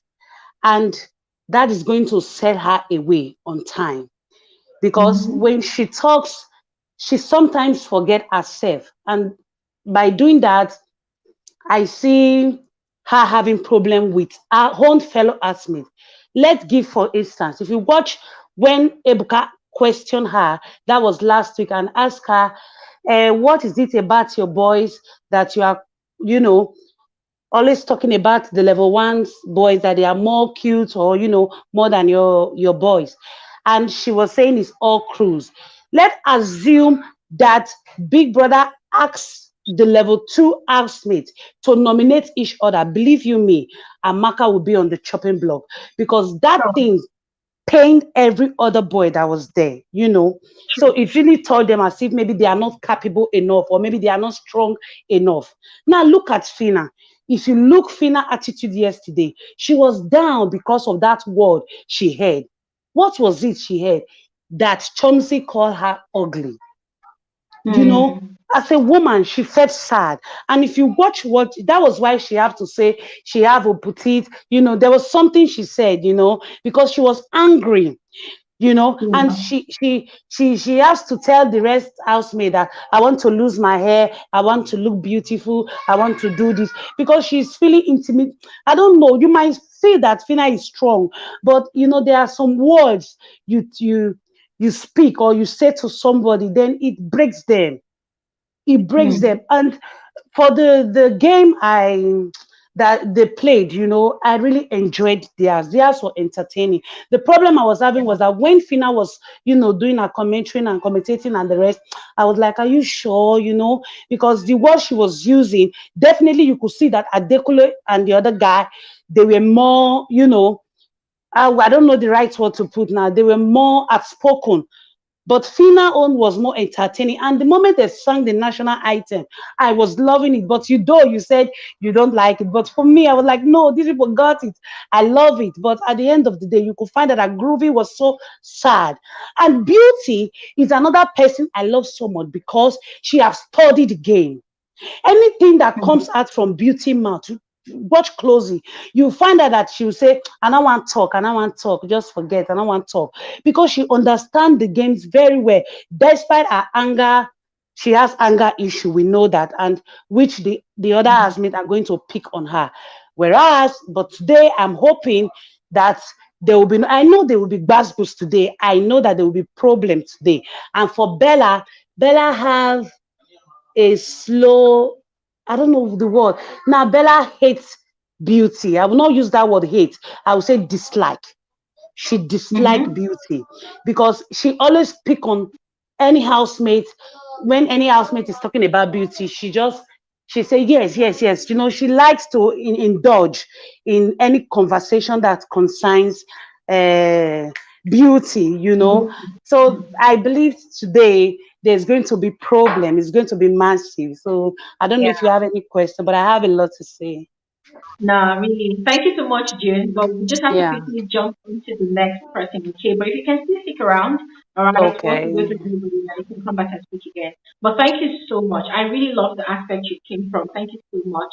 Thank Let's you. quickly move on to Shango. Hey, I hope this is not the Shango I was referring to that Henry was acting like when he won the Head of House challenge. Hi, are you there? You have to unmute so that we Okay. can hear you. Yes, it's done. How are Hi, you? welcome to the conversation. How are you? I'm good. How are you? I'm doing good. Uh, Um, thank you. I just wanted to point like some few points in what you did in your last video. You Okay. mentioned yesterday's wager task, and then Yeah. I want to like to say I agree with you with what you said. Um, with the creativity and the structure of everything. And then I felt like also the father of the house like was so unfair yesterday what he did, because I just feel like the level two deserved to win yesterday, but who are we to judge like that? So I just felt like level two deserved to win. And then also I picked that Bella, Chomzi, who else? Yeah, Bella and Chomzi, they have this thing they have against beauty, because I've pointed this like yesterday after the wager task. Mm-hmm. Shags, what Shags did, like he went there to criticize the sport. There was nothing Yeah. good to say about the sport usually. So I was like, what they were expecting from the level two housemates. So I just feel like what Beauty did, it was good, because at the end of the day, the sport was not entertaining at all. And I just feel like they're just beefing her. If why, I just don't know. Mm-hmm. Yeah. Yeah. Oh, are you done? Yes, I'm done. Oh, really? You know what? Thank you so much for bringing up that conversation. I didn't want to talk about it honestly because I felt like I have said my piece on that video. But now that you have, just to touch upon it briefly. Now, there's something people don't really understand about Biggie's brief. When Biggie brings a brief to the housemate, he is always very specific about what he wants, right? And I made it clear on the video I did about the wager task that the housemates, the level two housemates, the only thing they did wrong, in my frank opinion, was that they did not give priority to the task. They did not give priority to the task. They spent the entire week fighting each other, bickering, just beefing each other. They were lounging. Those that wanted to shag were shagging. Khalid and Daniela, they spent all the energy they were supposed to use on the task, shagging beneath the sheet. Beauty and Groovy, they were doing the same thing. Beauty was busy raising her voice. Beauty was busy building the marital home in Biggie's house because now we're seeing a happy coupleship between the two of them. So they were just all over the place. And it was really annoying. And it was quite surprising that the task that they gave them only 2 hours to prepare for the Showmax task, they killed that. And that was to tell you that these level two housemates, if they set their minds to it, they will make it happen. Even the level one housemates, if they set their mind to it, they will make it happen. And this is not me taking sides with any of the levels here, no, but just stating the obvious, right? Biggest brief, what did you say? Creativity, the interpretation of the brief, and the entertainment value, the presentation. For me, level two housemates, they tick Yeah. the box with creativity, with the entertainment Creativity. level, the presentation, yeah. And what else? Yeah. Now talking about the originality of the idea. A lot of people said that the level one housemates Rumble, their idea already exists. To be very honest, I don't know because I've never heard of that game Yeah. before in my life. Bumble. But a lot of people said if you do your research that that game exists. So it now goes to buttress my point that Big Brother was not really fair to the level two housemates because if the two housemates they came up with ideas that are sort of like offshoots of already existing ideas and then what they just did was to brush it off and add their own originality, then it means that the winning title should have gone to level two housemates. So what I did on my video was I gave accolades to those that deserved it, and I said what I said. But then people said no, I'm actually siding with the level two house. I mean, seriously, man, seriously. See, if you had been on Twitter yesterday while the presentation was going on, you will see people complaining that level one housemate game. It started off interesting with the cheerleading presentation, which was the best for me. When they now started playing the game, at some point I got bored because it felt like the game was just going on and on and on, and everyone was running around in circles. I got tired. I was enjoying the commentary, quite alright, but the moment the level two housemates started, especially Fina's hype, come on, her commentary was what brought the originality, and it was quite sad that Biggie had said that there was no scope for commentary. But if you wanted to talk about originality and entertainment, we actually got it, as far as I'm concerned, right? And that was why I said what I said. But thank Level you so two. much. Yeah, yeah. Go ahead. Hello. Okay. I I don't like today. I've been watching like while I was here. I've been watching like the live show, and then I've noticed that today they had a cooking off competition kind of thing, and then Mhm. in each level they were splitted into two groups and stuff. So what happened today? Mhm. Um, I think Brian like pronounced a word in a wrong way, and then the Mhm. level one housemate laughed, and then Mhm. Hammonds corrected him, and then Yeah. who is this person?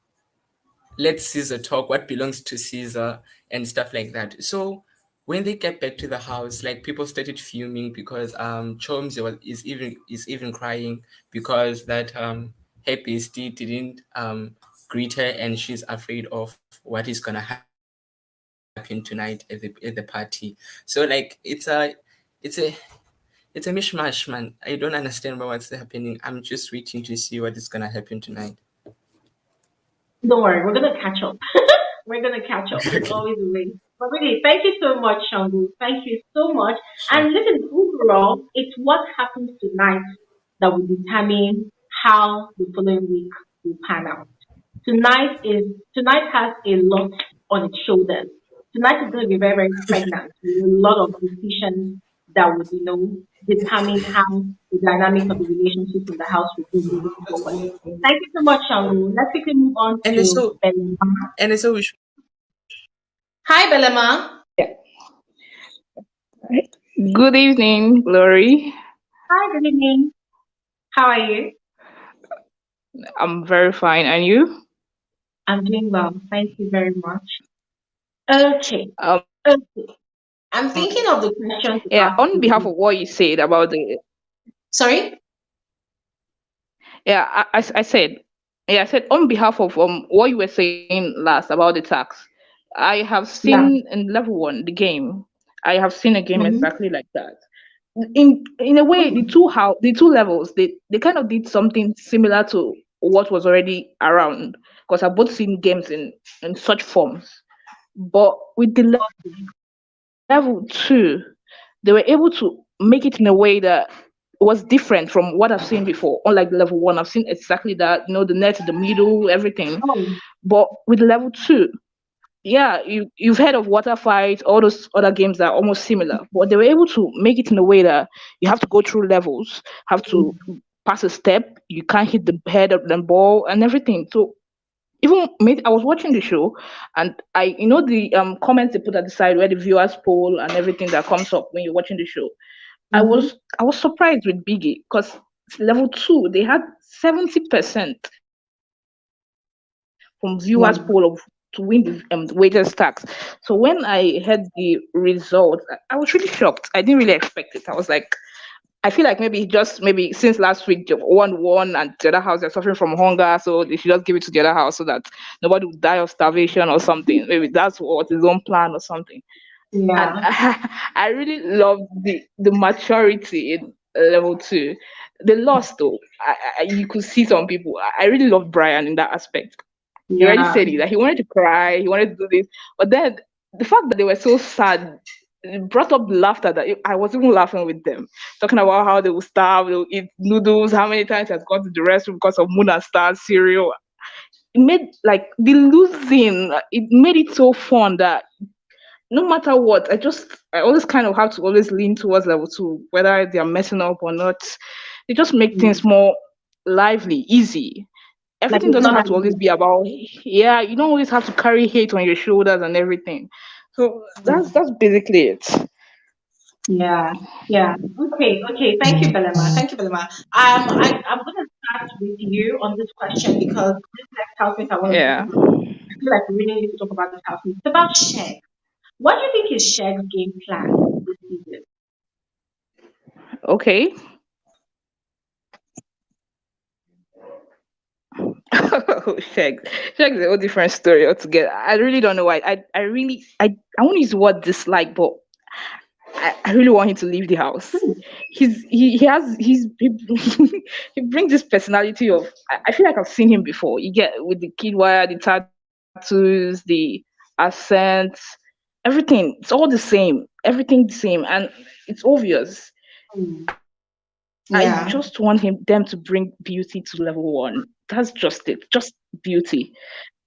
I feel like every day there'll be a fight, whether it's Chomsy with her jealousy or Doing with her gossiping, trying to one up to Beauty. Because it's obvious if Beauty comes over, Doing will want to, come closer back. Shegs will be giving an eye because, let's be frank, in the dressing aspect, Beauty drops down, unlike Bella. Fashion sense, one up, everything. So I feel if the dynamics are changed and everything, Shegs won't be who he is right now. He's just playing the game, trying to serve up. Apart from his accent, the muzzles, everything, I feel really find him boring. Him and Hmm. Bella. The only difference is just, everybody says they're in the sheep, Bella is rude. Apart from that, they're both boring. Okay. Both Okay. boring. All So right. for Shags, I can't ever vote for him. Yeah. Hmm. All right. Thank you so much, Belema. Thank you so much. I'm gonna quickly move on, and really thank you for that information because as I mentioned, with regards to the presentation they had last night, I have never heard of Bumble. I've never seen it before, but I just knew that okay, it wasn't giving at all. But really, thanks for the information. So I'm gonna quickly move on to Na. Okay, Na is back. Awesome. Na, is your audio better now? Hello, Oh yes, nice. You're welcome back. thank you. Okay, so I'm going to start this question with you, right? Between Shek and Bella, who do you think is actually giving content? None of them. That was Really, like savage. I feel they're just doing the most. Yeah, because they're doing nothing actually. They're just there, like there. It's so funny how they act like Shags, how he does his. Oh my goodness, it's frustrating. Like really, like how can you be that dumb? He he's doing the most. Like really, Shags is just He's really, getting his to be ticket, right? honest, like Okay, moving on from Shek now, let's talk about Ellen's flag. We'll bring into the spotlight those people that are actually at the center of the drama. Ellen's flag. What do you think is Ellen's flag game plan? Because this dude is acting and indifferent. If the ladies are dying over me, they should just go ahead and die. I don't care. What do you think is his game plan between Chomzi and Tina? well, I think for Ellis Swag, he's just doing his thing. Maybe he thinks doing that kind of way will actually gain the public's attention. So I think maybe that's what is going through his mind at the moment. So maybe if I just act as if I don't care and act as the bigger person and all of that in all situations, that will like get the attention of the people and everything. I don't really see that game plan as working as it's working for him like that. But I just think that's how he's thinking. Maybe it will get the public's attention. Hmm. Hmm. Okay. Okay. Moving on to tomorrow's eviction show. Who do you want to leave so badly? Like you can't stand the person. If I had the power really, I would have chosen Shex and Bella to leave the house. Like I'm tired of seeing those two, to be honest. I Don't. am really tired. I'm really tired of seeing those. Like, oh my, they're just they should just leave. Like, let them just leave, and let's have our peace back. Like, I really enjoy the level how the level one house. Like, they're actually fun to watch, but the level two, they're making it boring for me to like watch a show because everywhere and when they bring the camera to them it's just the same people talking about the same thing. Like Shakes is just like onto Bella, like you know, they're doing nothing to entertain us. And they're just bringing what's the guy's name again, Nengi and Ozol thing again back to our screens. Like we're tired of seeing that part of Big Brother. Let's see something different. We want to see Hmm. something And different. you If know I what have if the I have my thing power, is? just let them leave. Like let them go. Yeah, it's very weird that the people called shippers, they find those moments extremely entertaining.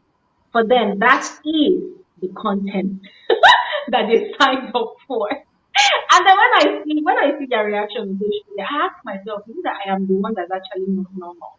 Is it that I'm the one that's actually not seeing the content? Like how is this content and I am not seeing it? It's quite weird. But anyway, thank you, Na. Thanks for coming back and sharing your thoughts. Yeah, we're Thank you gonna very quickly move much. on to yeah. We're gonna Okay. quickly move Bye. on to Sia. Hi Sia.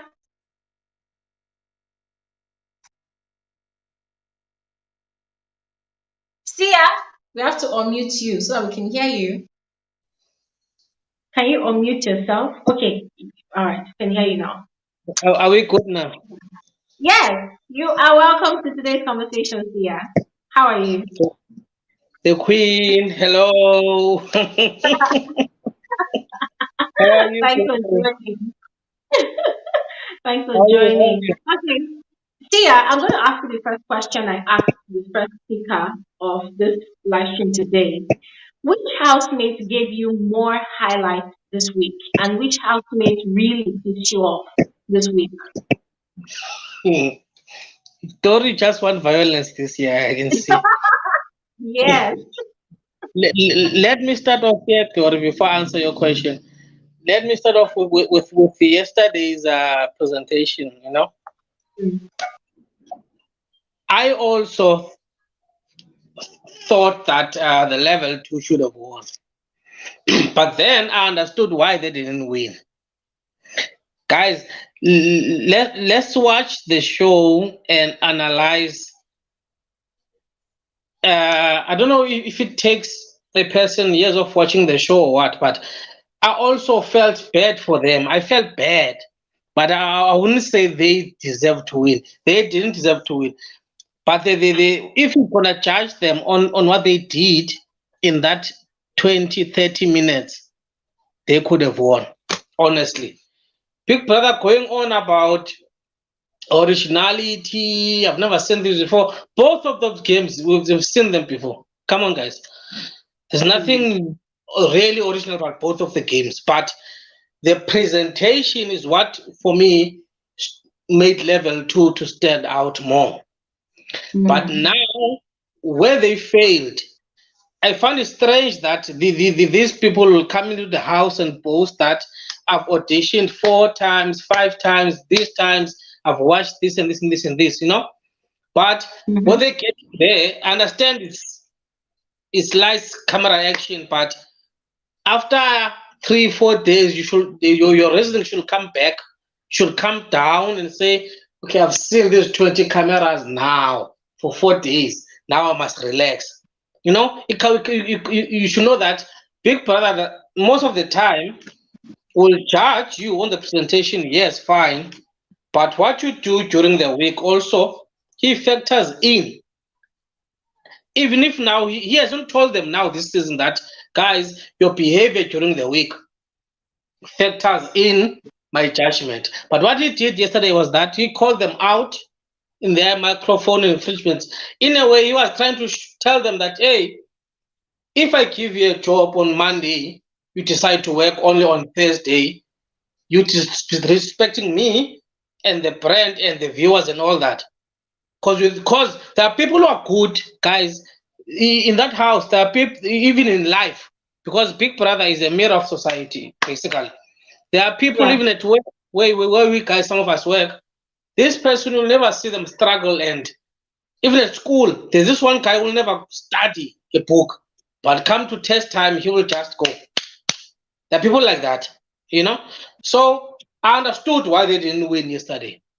And by Big Brother doing that before he announced the winners, he was trying to tell them in a not so clear way that, guys, remember, your week's behavior determines, you know, there's a percentage that determines who wins the wager, because it's a holistic approach, you know. That's my take on the thing. Who won't deserve to win? Honestly, guys. But if you're gonna judge the 2 games, level 2 was supposed to win. It's clear, it's just like that. You know? Okay. But then going to I forgot your question now. Going on. What was your question?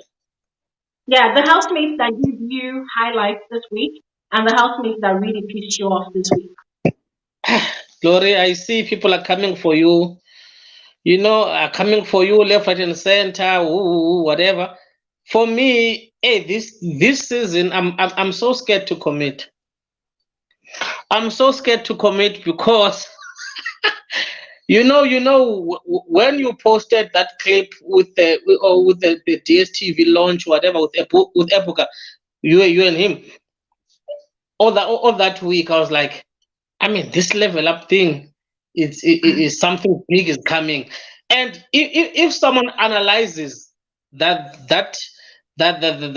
tag, Big Brother season 7 level up, what does leveling up mean? It's not about having 2 levels of a house. That's my take on it. For me, who knows if there's a 3rd level? Whereby maybe in the 3rd level, head of house can choose 2 people, you'll be immune and you watch everything happening for the rest of the week on the 3rd level.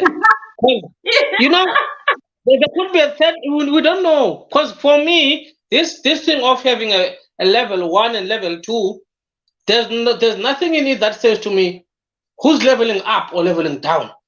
You know? Yeah. The thing says level up. Maybe there's a 3rd level, guys, we don't know about. That will say 3 people go to level 3 and they are immune for the week. They can come and watch and listen to you and do all of that. Because you see, what Big Brother did this season, they were very smart, the company and the branding. They knew, they're so used to the traditional, well, how can I say, how it goes normally, the Big Brother show. But now, by them saying, watch out, more is coming, all of that, and even giving strikes in the first week, I mean, introducing fixed housemates in the first week, is them saying, hey, people, wake up. This is not an ordinary season, this one. So if you think this is, even maybe people like what's this guy who's married? What's this guy?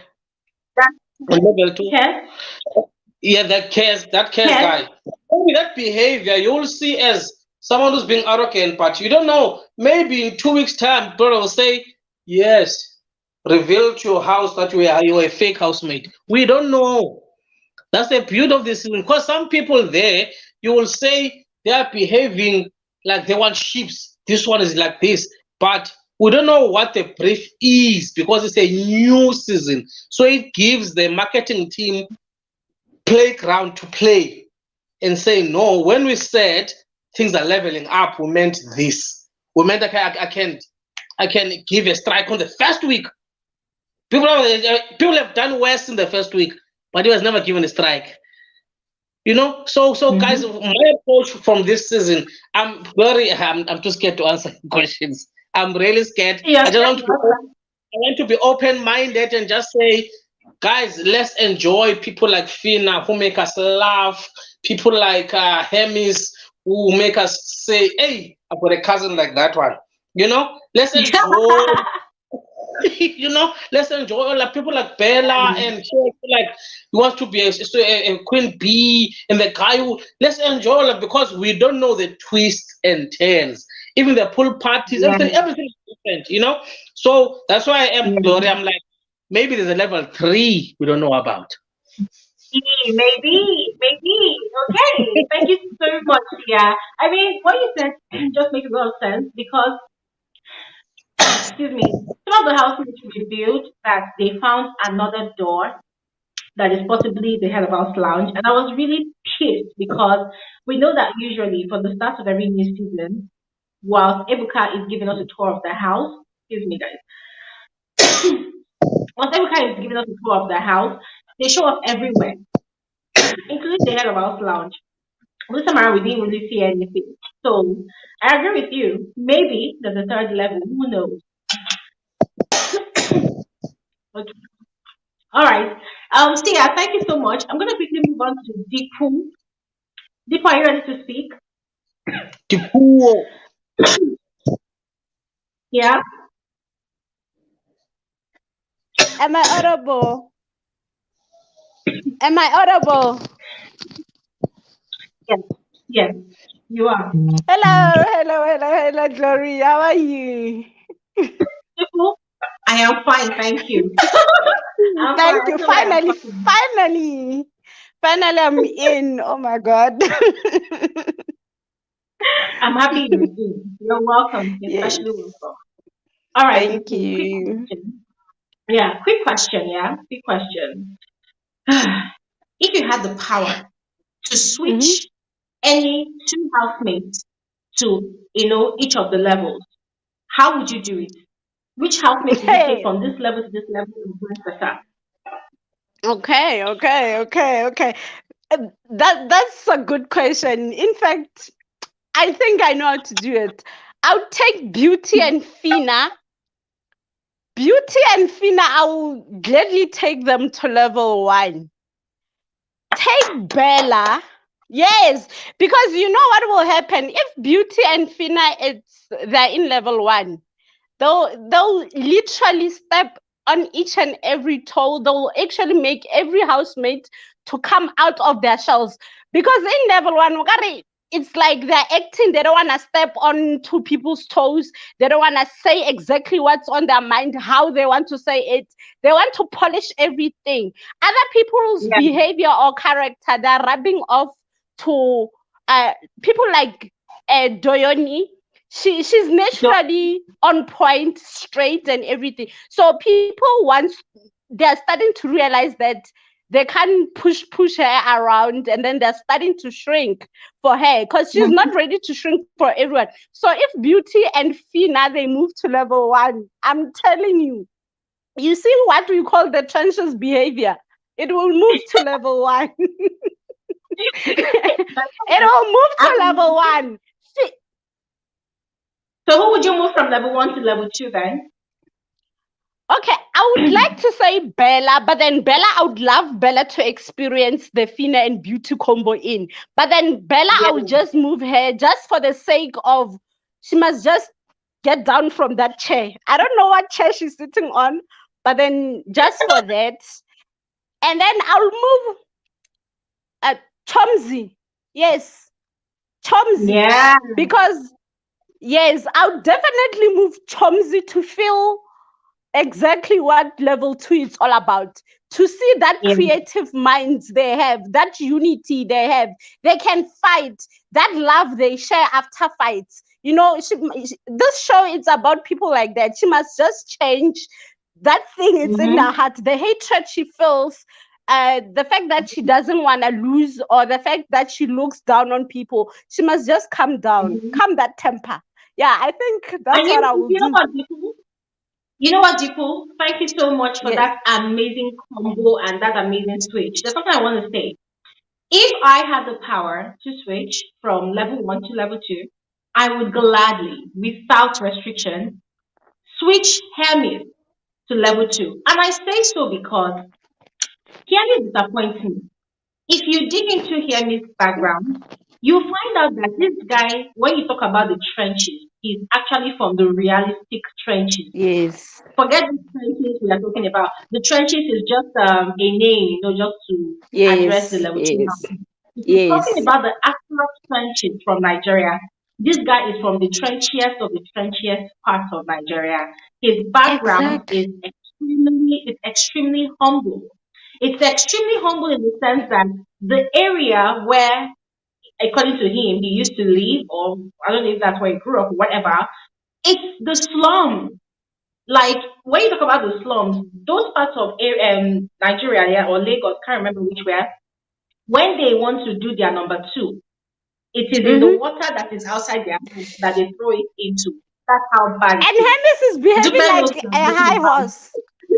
Yeah, so Dupe knows what I'm talking about. So he's from the trenchiest of the trenchiest part of Lagos. That's where he has lived. So how he got to London, UK, wherever, I don't know. How he met up with his UK babe, I don't know. How he met up with his second girl, I don't know. Recently, Girlfriend. he said that he moved in with his second girlfriend, right?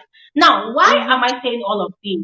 For someone who has tasted that kind of hardship, that kind of humble beginning, for him to be addressing the level two housemates the way he's addressing them, I mean, he has said everything derogatory in the books. Oh, they're dumb, they're stupid, they don't have sense, they're not even intelligent, they're not even creative. And he's the one that talks the most.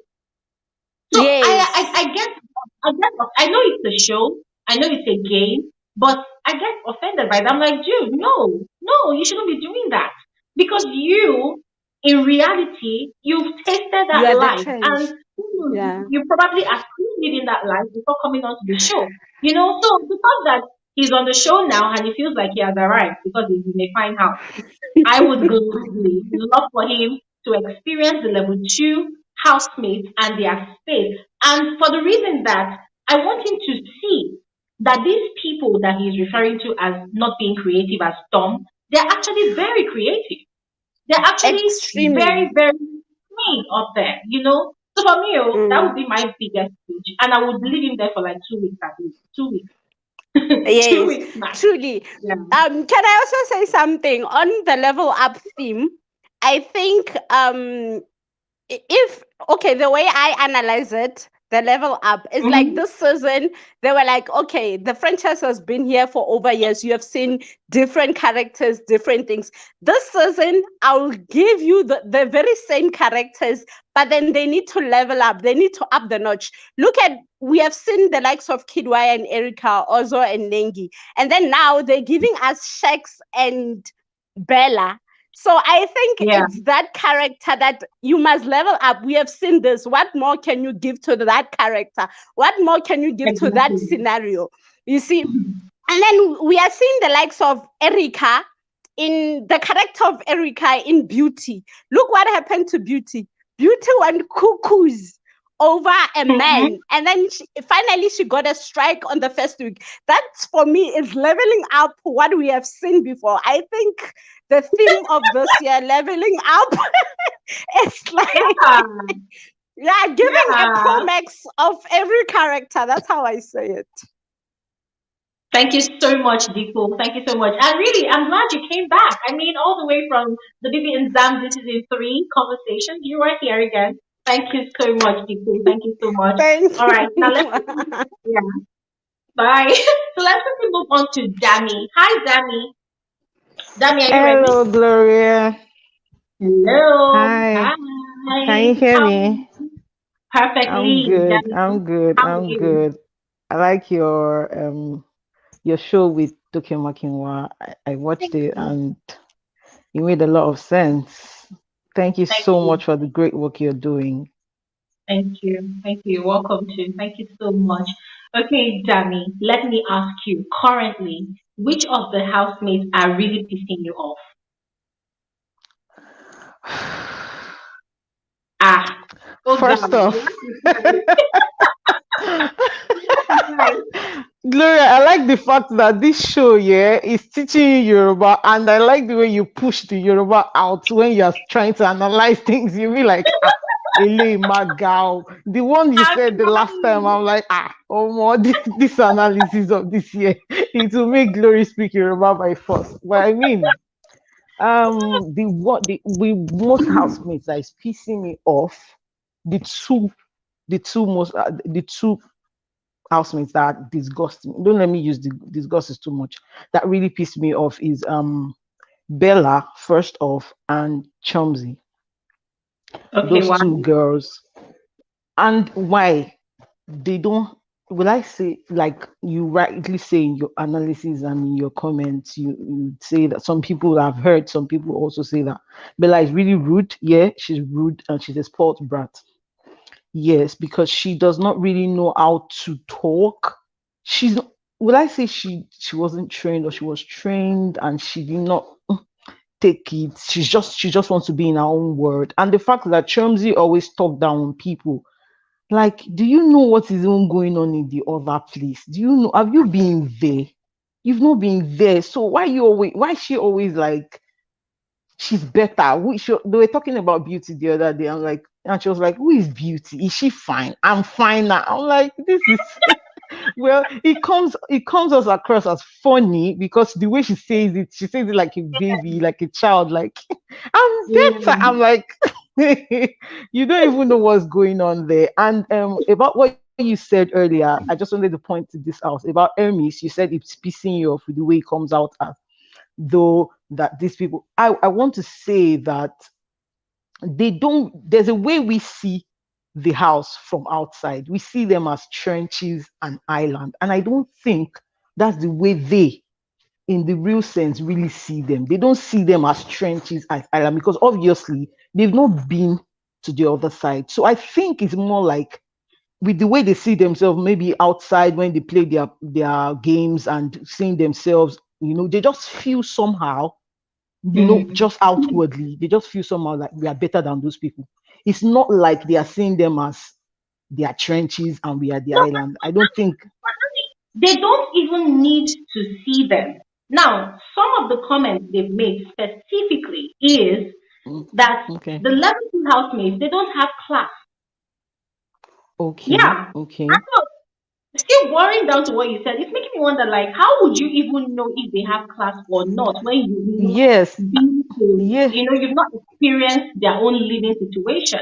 How can you tell? What makes you think that they don't have class, right? Exactly. Yeah, And that's what is giving me worry that, well, I'm not trying to support Hermes, but I don't think that is trying to belittle them because of the fact that he knows where he's also coming from. So I wouldn't want to think that he's doing it on purpose, that making them feel like they are classless and they are low class and stuff. I just feel like maybe it's a bad side of him that is just coming out. Maybe he's a really bossy person, or maybe he's a really proud person. Talk less. Let's forget about trenches and stuff. So I just think like that. But then maybe sometimes it comes across as he's just looking at them and thinking that they are from trenches and they're classless and stuff. But me, I love the vibe from level two. I always love to watch them because they are very mature, and those that are not mature amongst them, they are trying to learn, because I think the likes of Brian are trying to make everybody see things in different perspectives. Like, don't Mhm. think that like what they were discussing today. They were talking about help me, oh, I don't have money. Oh. Beauty was of the opinion that she cannot collect 1 million for some kind of influencing job because of where she's been to and who she is now. I mean, she's trying to place herself high and stuff. And trying to make them understand. And Brian was saying that okay, they were actually talking about vixens. Beauty was saying that she can't collect 1 million for to be a vixen, that's too small. And Brian was like, 1 million is even too much. That who gives video vixens 1 million naira? That's way too much. That's not even the amount they charge. So Beauty was like, she knows of people that collect even 5 million. I'm like, well, it's fine. But Brian was like, see that okay, Beauty was not bragging that will I call it? No, let me say it's bragging. She was just talking, she's trying to place herself high now. Everybody wants to, be on the high side when it comes to pricing of their brands and stuff. So she was like saying that she can't collect this amount, and this is the amount that she would be able to collect and stuff. These brands that she wear a bag and this, that if she tells them the price, nobody will even believe and stuff. So Brian was like, that you have money, that people should come and help me and stuff. So they have a way of making themselves understand the world, like at large. Don't see yourself as this. Put yourself in this person's shoes. And I like the fact that they always try to come together and understand, give themselves space, give everybody room to talk and understand themselves. And I think Brian really played a big role in that from the beginning of the show, when he would sit them down and talk to them like, okay, you guys talk about it. It makes everybody, and I really enjoy that about the house. All right, thank you so much, Danny. Just because of time, we're trying to make sure that those we have on the stage speak. All right. No So problem. thank you so much for your input. Yeah. But I And have one please, it's all question love before I and go, light. please. Yeah, wait. Before your question, I just want to put this out there that it's all love and light to all of the housemates. Personally, I don't have any attachment to any of them. All right, no specific attachment to any of them. What we are doing on here is we are calling out what they are giving on the show. There's no extras. What we don't see on the show, we're not talking about because we are not seeing it. We're talking about what we are seeing. So anybody that feels like we're coming at their face, apologies to all of you. Nobody is coming at anybody's face. We're analyzing Of the show course, based obviously. on what we are seeing them present on the show. All right. So today your fave might be Goody Two Shoes. Tomorrow your fave might be the Minister of Violence. The We truth is, like I them don't all have a like that. fave yet, Safe. I don't even have a fave Yeah. yet. I'm like, these Yeah. So people are please just ask your everywhere. question. Okay, I was going to Yeah. ask that how can we vote? We that are watching from Showmax, how can we vote? Okay, you can vote on the website, and if you have the DSTV app, then you can also vote on the app as well. Yes, you can vote on the app. Can Can you hear me? Yes, I I can think hear you. you. I can hear you. Yeah, I you can can hear you. vote on the app. You can vote on the Okay, app, and according no to problem. if you have depending on the DSTV But the thing is, subscription. well, exactly, because I obviously don't subscribe for DSTV, so I don't think that's Yeah, really possible actually. No problem. yes, but Thank you so you can much. check out the website. You're welcome. Have an Yeah, amazing thank you. evening. Yeah, Okay, bye. Dupe, I don't know if you don't mind, I would love for you to be the last speaker so that you can close the conversation. So let me just allow Abdullah Biga speak. Hi. Exactly. That's fine. Hi, Abdullah. Hello. Abdullah, you have to unmute. Abdullah never unmutes himself when he comes on. Hi, how are you? I'm good. Are you getting Good me clear? evening. Are you getting me Yes, it's now? been a minute. Glory, long Sorry? time. You're so unique today. You wear my favorite color. Oh, My thank you.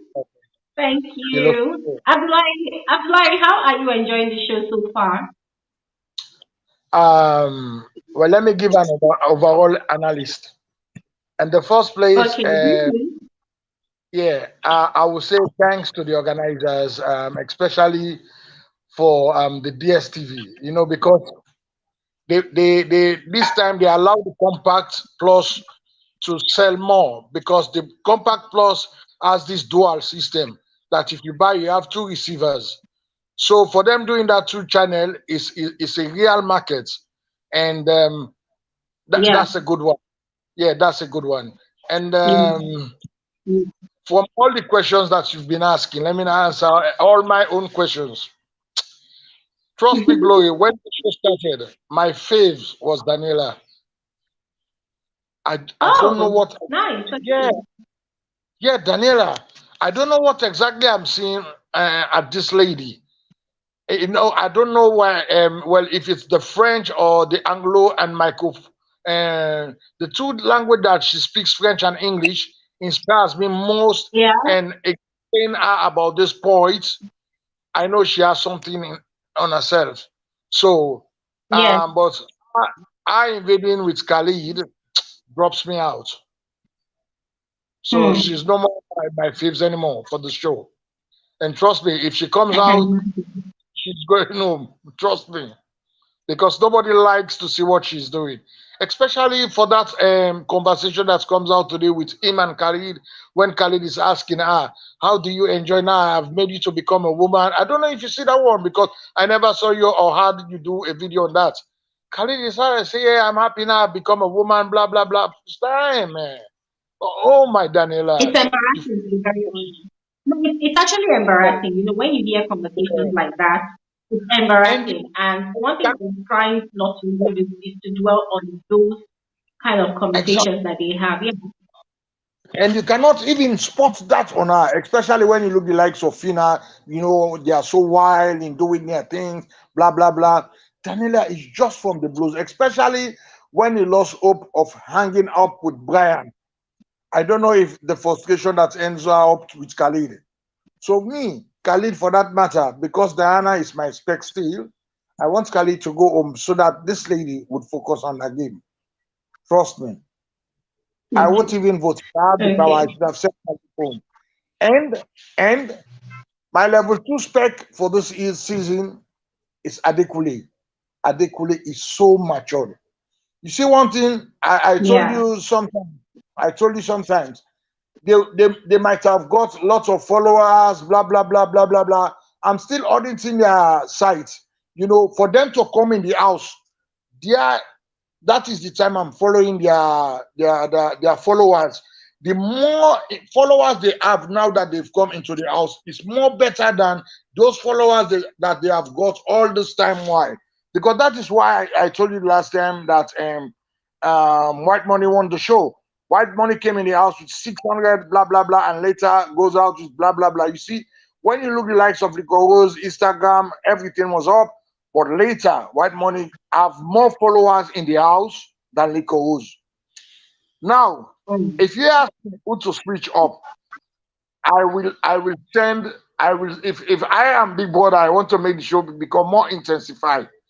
I will take Eloswag and send him down because I don't want Trump to see what is going to happen with him and Fina. And I will take Saif and send him up because I want the G to see what is going on with him and doing. So I will send those two people from the different parts ups and down. Eloswag will come down to the trenches, that is level 2, and Saif will go up to level 1 so that we can see what exactly will happen there. Because Deji is just wasting our time. Trust me. I don't know, but Doing is so admire whenever he saw side. He's so I don't know, like she's lost. She's lost. Trust me, she's lost. You will see tonight what will happen. Yeah. She is completely lost. He admires Saif a lot. I don't know, but something is special about Saif, which I too don't know. But Saif is a special person. And and and for me again to round up the show, you see, Ames, he will have to spoil the Yeah. show. Trust me, he will have to spoil the show. I don't think Ames will Why going did to you? end that show. Well, Why did you? yeah, there is an ego. Sometimes in life, if you've done everything, especially when you say the wrong part of you that I've done this, I've done this, I've gone through this, I've gone through that.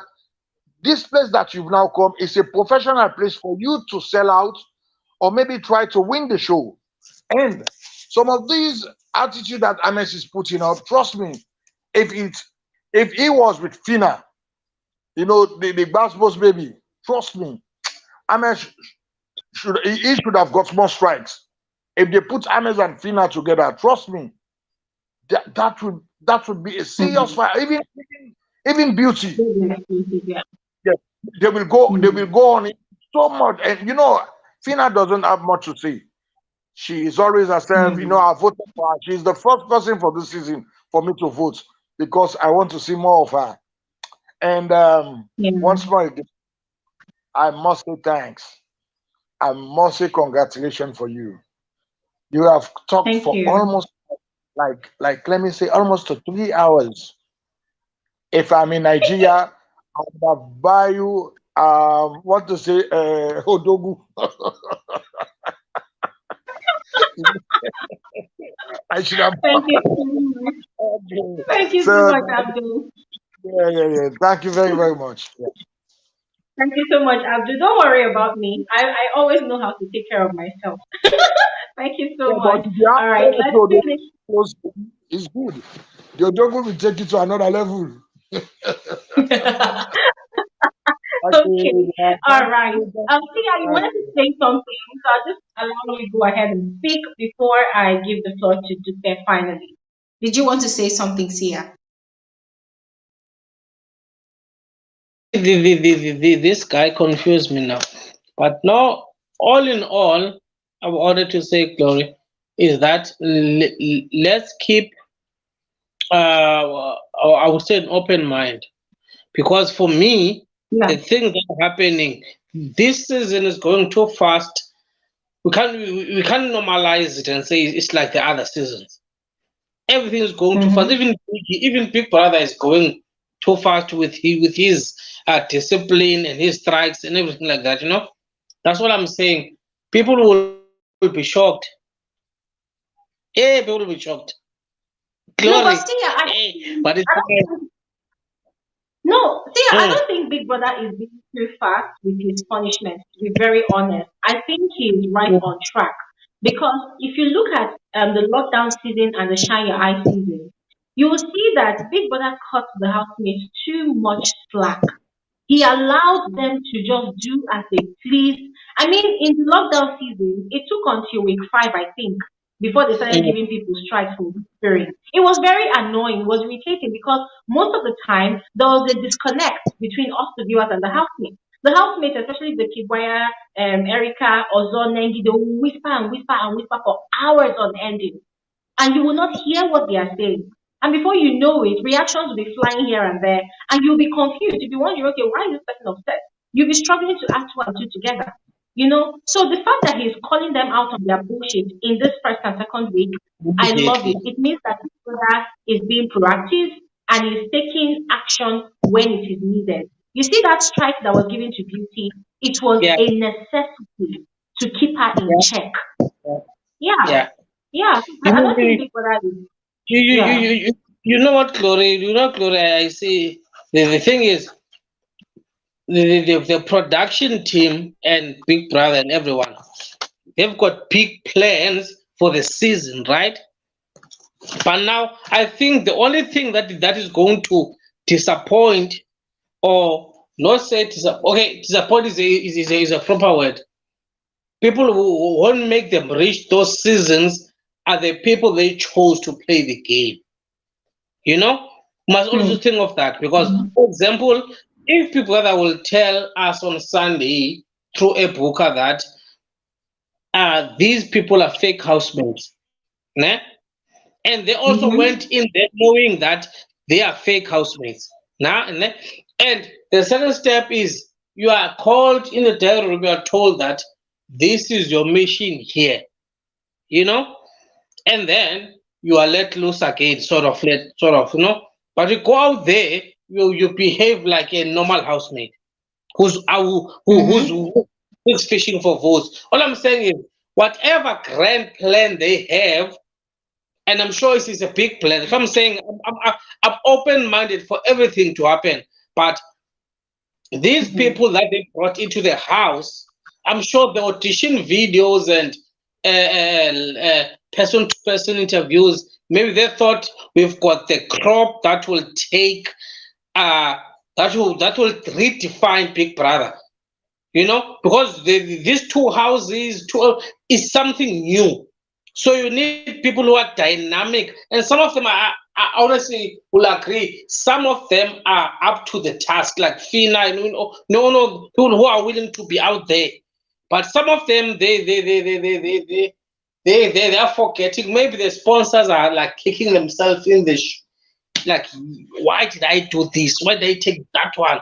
I thought, that's what I'm saying. For me, it's hard for me to have a favorite, number one, to have a, even tomorrow I'll say this one will go, this one will go. But for me, out of the five, honestly speaking, Khalid, what is this girl? Christy O and Amaka. One of them will go. Honestly speaking, for me, because Fina and Saif are not going anywhere. Okay. Thank you. Thank you, Sia. Let's keep our fingers crossed and see how that works out, okay?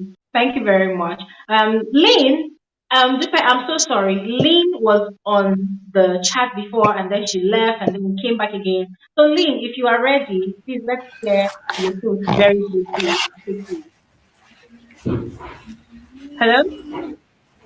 Hello, Glory. Hello, Hi, hello, Glory. Can you Lynn. hear Good me? evening. Good evening. Yeah, I can hear you. How are you? Okay, thank you very much. Thank you very much for holding on. You've been sitting for 4 hours. That's it. It's almost 4 hours. That's a long time. Yeah, kudos to you. Kudos to you. Thank you so much. So, Okay, so quickly and briefly, let me just hear what you have to say. Quickly and briefly. okay, yeah, I'll be brief. So Yes. the only comments that I wanted to make, there's Ken, the married guy, how he's talking down on the other, on his other housemates. We usually say there are two different kinds of people. When you come from abject poverty, there are those people that, after making it, there are those people that, after making it, they will never, ever, ever want to look back on that. They'll just want to go. Then the situation that they're in, like maybe the situation that they were in before, they block that part. They block that part. They don't want to think about it. They don't want to say anything about it. And anybody or anything that is going to remind them of where they come from, they don't want to associate with. Then there are those that they appreciate where they're coming from and they're going to move forward. So I think Case is the one who he belongs in the first group. The person that after getting out of such a situation, he wouldn't want to go back. He wouldn't want anything that will remind him of what he went through. Then about the level 1 housemates, I'll just say, give them time. Give them time. They'll be in line. I can say right now, yeah, it's the second week. People are still feeling themselves. People are still in their good moods. They're still trading carefully. They're still making friends. Give them time. I'm sure by the 8th week, the true colors will be coming out. I think for right now, they're working as a group because when a certain housemate, they get the immunity for the whole house. So I'm very sure right now they're working as a group. It will reach a time that it will be everyone for himself or herself and God for us all. That's when we'll see the true colors. The friendships that are there, they're no longer to be there. They're no longer going to be there. So I want to say thank you very much for being patient. I came and went again, and you're doing a good job. Thank you so much. Then Glory, please. Yeah? I have a question. Yeah? Okay, quickly, At the bottom of your screen, I can see there is Spotify. Are you on podcast? Do you have a podcast? Yeah, everything you see there is available. Please give us the podcast so that we can. There's a podcast. I can see Spotify, and I'm like, you're not advertising. Come on. Yeah, tell us. When we are at work, we'll be listening. Glory. Everything you see on the screen is available. Tell us the podcast name. Yes. Okay, so it's for the benefit of those people I've had people that say to me that, oh, they're at work and they want to watch my videos, right? And they don't want to they don't want to be seen as being not productive in the office. So that's where the idea is coming from. So Okay. there it is. Yeah, Okay. everything you see on there, yeah, we're available there. We are there. Oh, you must share the information. You wanna go top there. So the name Okay, is all still right. Glory Elijah. It Yeah, is still Francis Glory speaking Elijah. Blue Elijah. Oh, Francis speaking kudos. Blue Elijah. Yeah, Yeah. you have a subscriber. Thank you so much. Thank you so much. Lynn, it shows that you're very observant. You sniffed me out. Thank you so Oh, much. Viva, All right. Thank Yeah, you so much. Viva. the channel is growing. Yeah. That's wonderful. All right. Bye.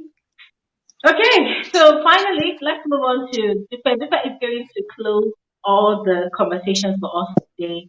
Thank you so much, Dupe, for your patience, for waiting. So let's just get the final words from you, briefly, finally. Okay.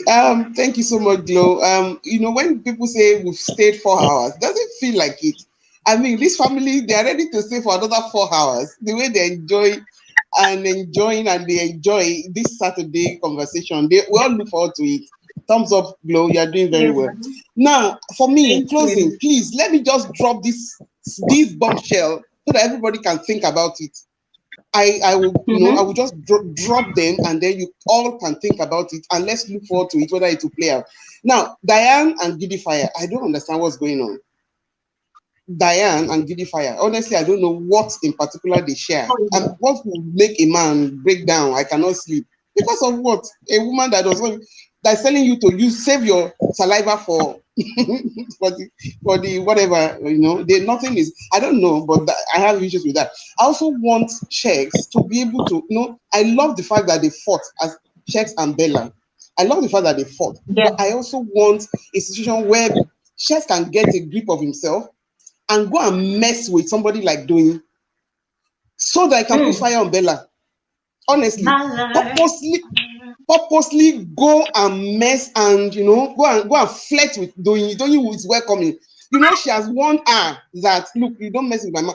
There will be real bad both. Not forget about it. None of them will be disqualified. But we will want to jumpstart Bella to be more visible, for God's sake, and get this right. That number one, she's getting too proud. She's getting too egocentric. She's too full of herself. She's seeing herself above everybody else. I honestly feel, I wish that Shex can get a grip of himself as a man and go and troubleshoot, especially because the girl dealt with him just yesterday. The way, the affect for that guy, but he put himself on a line of fire anyway. But I would have loved to see that. This other one is, I will honestly switch Bella and Hermes and switch them with Fina and Beauty. You know why? I want a situation where Fina and Chomsy can be in the same house with Elo Swag. Yeah. Forget it. See, Fina has some form of emotional intelligence. He can accommodate that girl. It is the likes of Beauty that were putting fire on her brain. So I want how we can actually toil with Elo Swag's brain between these two girls who have what they call skonskon in Lagos. Their hair not correct. So so the two of them and facing Elo Swag, then we will see how the war reacts. Now, I also want to see, I want a situation where I want to mess with Elo Swag's mental state. Let's see whether it will have another dynamic. Again, I have a problem with the eviction style. It looks like the level 1 team are stronger with arena game. If Big Brother will not revisit that, they stand the chance of removing all the quality, all the strong hands, all the potential top 5 that may, for whatever reason, be in the other level 2. So I don't know whether at some point they will review this veto power of the head of house, essentially from the winning team, which is very likely to be. It will be a stroke of luck for level 2 to get something. The way I'm seeing the trend, they have more strength and stamina, and they have some kind of they can play the game. Now, I want enough is enough. I want Big Brother to remove this fake housemates. They're not doing anything. I want Big Brother to do assignment and bring another two that will be specifically to come and shatter table, scatter table, cause trouble. They know that they are fake anyway, and make and really, really cause crisis. Even if they are not breaking, breaking relationships and all of that, I will find people that I'm going to discuss. I said it earlier. I will. What did you not say? I'll go and tell it to this person. Two friends. I will tell you. This is what to say about you. This is what to say about you. Cause and let's see how the home will look like. Cause trouble. That is that. Again, that will also make, honestly, that will also make, if brother remove these two current ones and bring in ones, that will also make those incoming to know that they are in for serious business and not come and do what they are just having fun here. I would have honestly loved a situation where I would see Saif and Deji in company of Doyin, but I tell you, nothing will happen. There's nothing that will happen. See, Deji, I don't think is feeling Doyin the way we are thinking about it. So if he sees her in company of Saif more, there's nothing that will happen. Deji's not really into her the way I've assessed them. Again, I want Chichi to do more. She came as a content creator. She came as somebody we are not used to, in the history of Big Brother, and she has been bold enough to say, this is my trade. See, occasionally let her bring some stupid nudity that Big Brother will just wipe our face and remove it. Cause confusion among those guys who say, Ashago day my eye. Mess with them. Let them see, let them see something here and see the definition of Ashago day my eye. I want her to. She's also assuming a quaintly too comfortable person. Yeah, no, I'm not. I want Chichi to be able to do. I love her swimwear.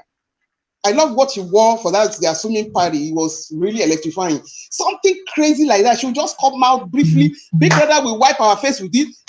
Kayode will do, wipe our face with it and take it off. But they will be dealing with it. So I want that also. I also want to see more chaos. Let the ninjas go and cause trouble in level 1. They are outside before they come. Let somebody be looking for this. Let somebody be looking for this. Let's put some water where, and then they'll be suspecting each other. They'll be that's ghosts that we know. This comfort is too much. I honestly want to see. Let the ninjas cause more chaos. So that And let them be looking for makeup, be looking for sneakers, be looking for shorts. You took it. I saw you in the room. Another kind of thing. And let's see survival of the fittest, because we are testing these people all around. And then I'm worried for Alison. Alison is the one who is getting into Adekunle. Adekunle, she seems to be the second option. And what I see in their whatever they have is immediately they come out. Adekunle is going to detach, and this girl will have breakdown. And I just hope they will not be worst enemy as we have ever seen it. Now the next one is I've talked about the Saif and Doyin. Ilebaye, Kes. They are too quiet for me. That girl came with some electrifying thing. I want to liberate to. Otherwise, you know what? In the next, if the next nomination comes to them again this week, they are likely to be the ones they put up. Ilebaye, Kes, Daniela will likely be in that team, and it will be so sad. So that's that I have put. That I want to see, ladies and gentlemen. Thank you so much, Glory. Thank you, everyone. This is really awesome. We have done well. Have a very good rest of the day. Yeah. Thank you so much, Ife. Thank you so much. Thank you so much, everybody. Oh my God. I wish we could just continue, but then we know that the show is 24/7. So already there's a lot of gist happening. I've been getting messages. I'm seeing comments on here. I'm getting messages on Instagram. Oh, Glory, see what's happening in the house. Guys, don't worry. We're gonna get into all of that. All right. We're gonna catch up. We're gonna get into all of that. But really, I want to thank all of you, all over 600 of you that joined this live stream today. Wow, that's a lot of numbers. Thank you all so much for making our time. We've been here for almost 4 hours. Just give us like 8 minutes, and we're gonna complete 4 hours on here. And you guys have been here without even complaining, and the numbers keeps adding up, reducing, adding up and adding up. Guys, I'm grateful. Thank you all so much. You all are the realest MVPs. I don't even know what to say, but really, thank you all so much. It's all because of you guys. Me being on Showmax, it's all because of you. Me doing this and that, it's all because of you. All right. Now, I always say, if I drop my videos and you don't watch, who will watch it? Is it me? How many views can I give my videos? But really, thank you all so much. And I'll always say that for those of you that are yet to subscribe to my channel, please subscribe. All right. And hey guys, let's also form the habit of liking the videos. I'm not saying it's by force, but if I drop a video and you like it, okay, please like it. Let me beg. Please, I beg you, like it. It's not like YouTube is actually giving me money for the likes, no, but I just want to see if I am doing a great work or not from your likes, all right? Your likes on the videos, it's another way of encouraging me to say that, oh, Glory, this video makes sense. Oh, Glory, I like this video, all right? So please, when I drop a video, like it. Even this live stream we're having right now, after the live stream, just go ahead and like it. It's going to still be on my channel. Just go ahead and like it, all right? And I saw that 2 people actually dropped some funds. Yes, oh my God. The comments have covered their names. I wish I could scroll and look for it. But thank you so much, guys. You didn't have to, but you did it.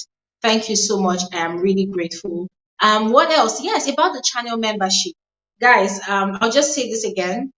The channel membership is just your own way of encouraging the work that's going on here, of supporting FSWG. So if you want to show your support, feel free to join. All right. If you check on my channel, you will see beside the subscribe button, you will see the join button. It's blue. You can click on that to join. There are 2 membership levels that I created. All right. You can pick any one.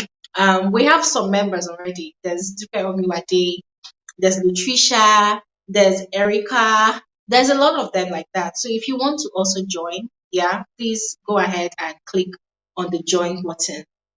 And if you check the comment section right now, you will see that the link to joining the channel membership, it's right there. Just check it right now, okay? You will see it right there right now. So really, guys, I really appreciate. Thank you all so much. You guys are the realest online family one could ever ask for. And I want to assure you all that there's more juicy tea coming your way, all right? This girl is not tired. So there's more juicy tea coming. Look forward to all of it. Tomorrow as well, juicy updates on the go every day, every time. So thank you all once again. And do enjoy the rest of your evening. We need to go and rest and recuperate our energy for tonight's party because I'm sure there's a lot that's going to happen. So enjoy the rest of your evening and see you guys on another. Hey, stop right here. Don't go anywhere. You are especially welcome to my YouTube channel. My name is Bbnaija and this right here is frankly speaking with Glory. I am the girl with the tea. I give detailed analysis of reality TV shows like Big Brother Naija, like Nigerian Idols, like The Voice Nigeria. You know, basically any reality TV show that actually interests you, it automatically becomes my interest as well. I literally carry on from my head. I give detailed analysis, I give detailed reviews. I run commentaries also because I want us to have fun. I want us to catch cruise. I want us to, you know, vibe to stuff like that. And reality TV shows are not the only kind of content that I put out on my channel. I also do movie reviews. So you see this Bbnaija of a girl, she's a very, very boring sport. Guys, for real. I am super, super boring. However, whenever I feel like passing my time, you know, just having my own fun, chilling, being in a zen mode, I catch up on movies, which I find very, very interesting or exciting. But also, guys, I love reviewing those annoying ones because, hey, we have to call them out. You cannot come and waste my data, you cannot come and waste my precious time watching some really annoying movies. And I also talk about trending social topics because, of course, this life has to be balanced, okay? It's not all about entertainment and fun all the time. We also need to talk about those serious issues that concerns me, that also concerns you as well. You're about to have a blast on this channel. I also share my life experiences from time to time. Yes, that is when people ask me to talk about it. But if people don't ask me to talk about it, sometimes I do not feel the need to talk about it. I like keeping my private things private. But once again, you are welcome to my YouTube channel. And as I told you before, you are in the right space. Trust me, you will be so addicted to this channel. People are going to be asking you, what's happening with you? Are you okay? And hey, don't forget to turn on post notification, all right? That is the best way for you to always receive alerts of my videos. So you see what I'm doing on my screen right now. Just do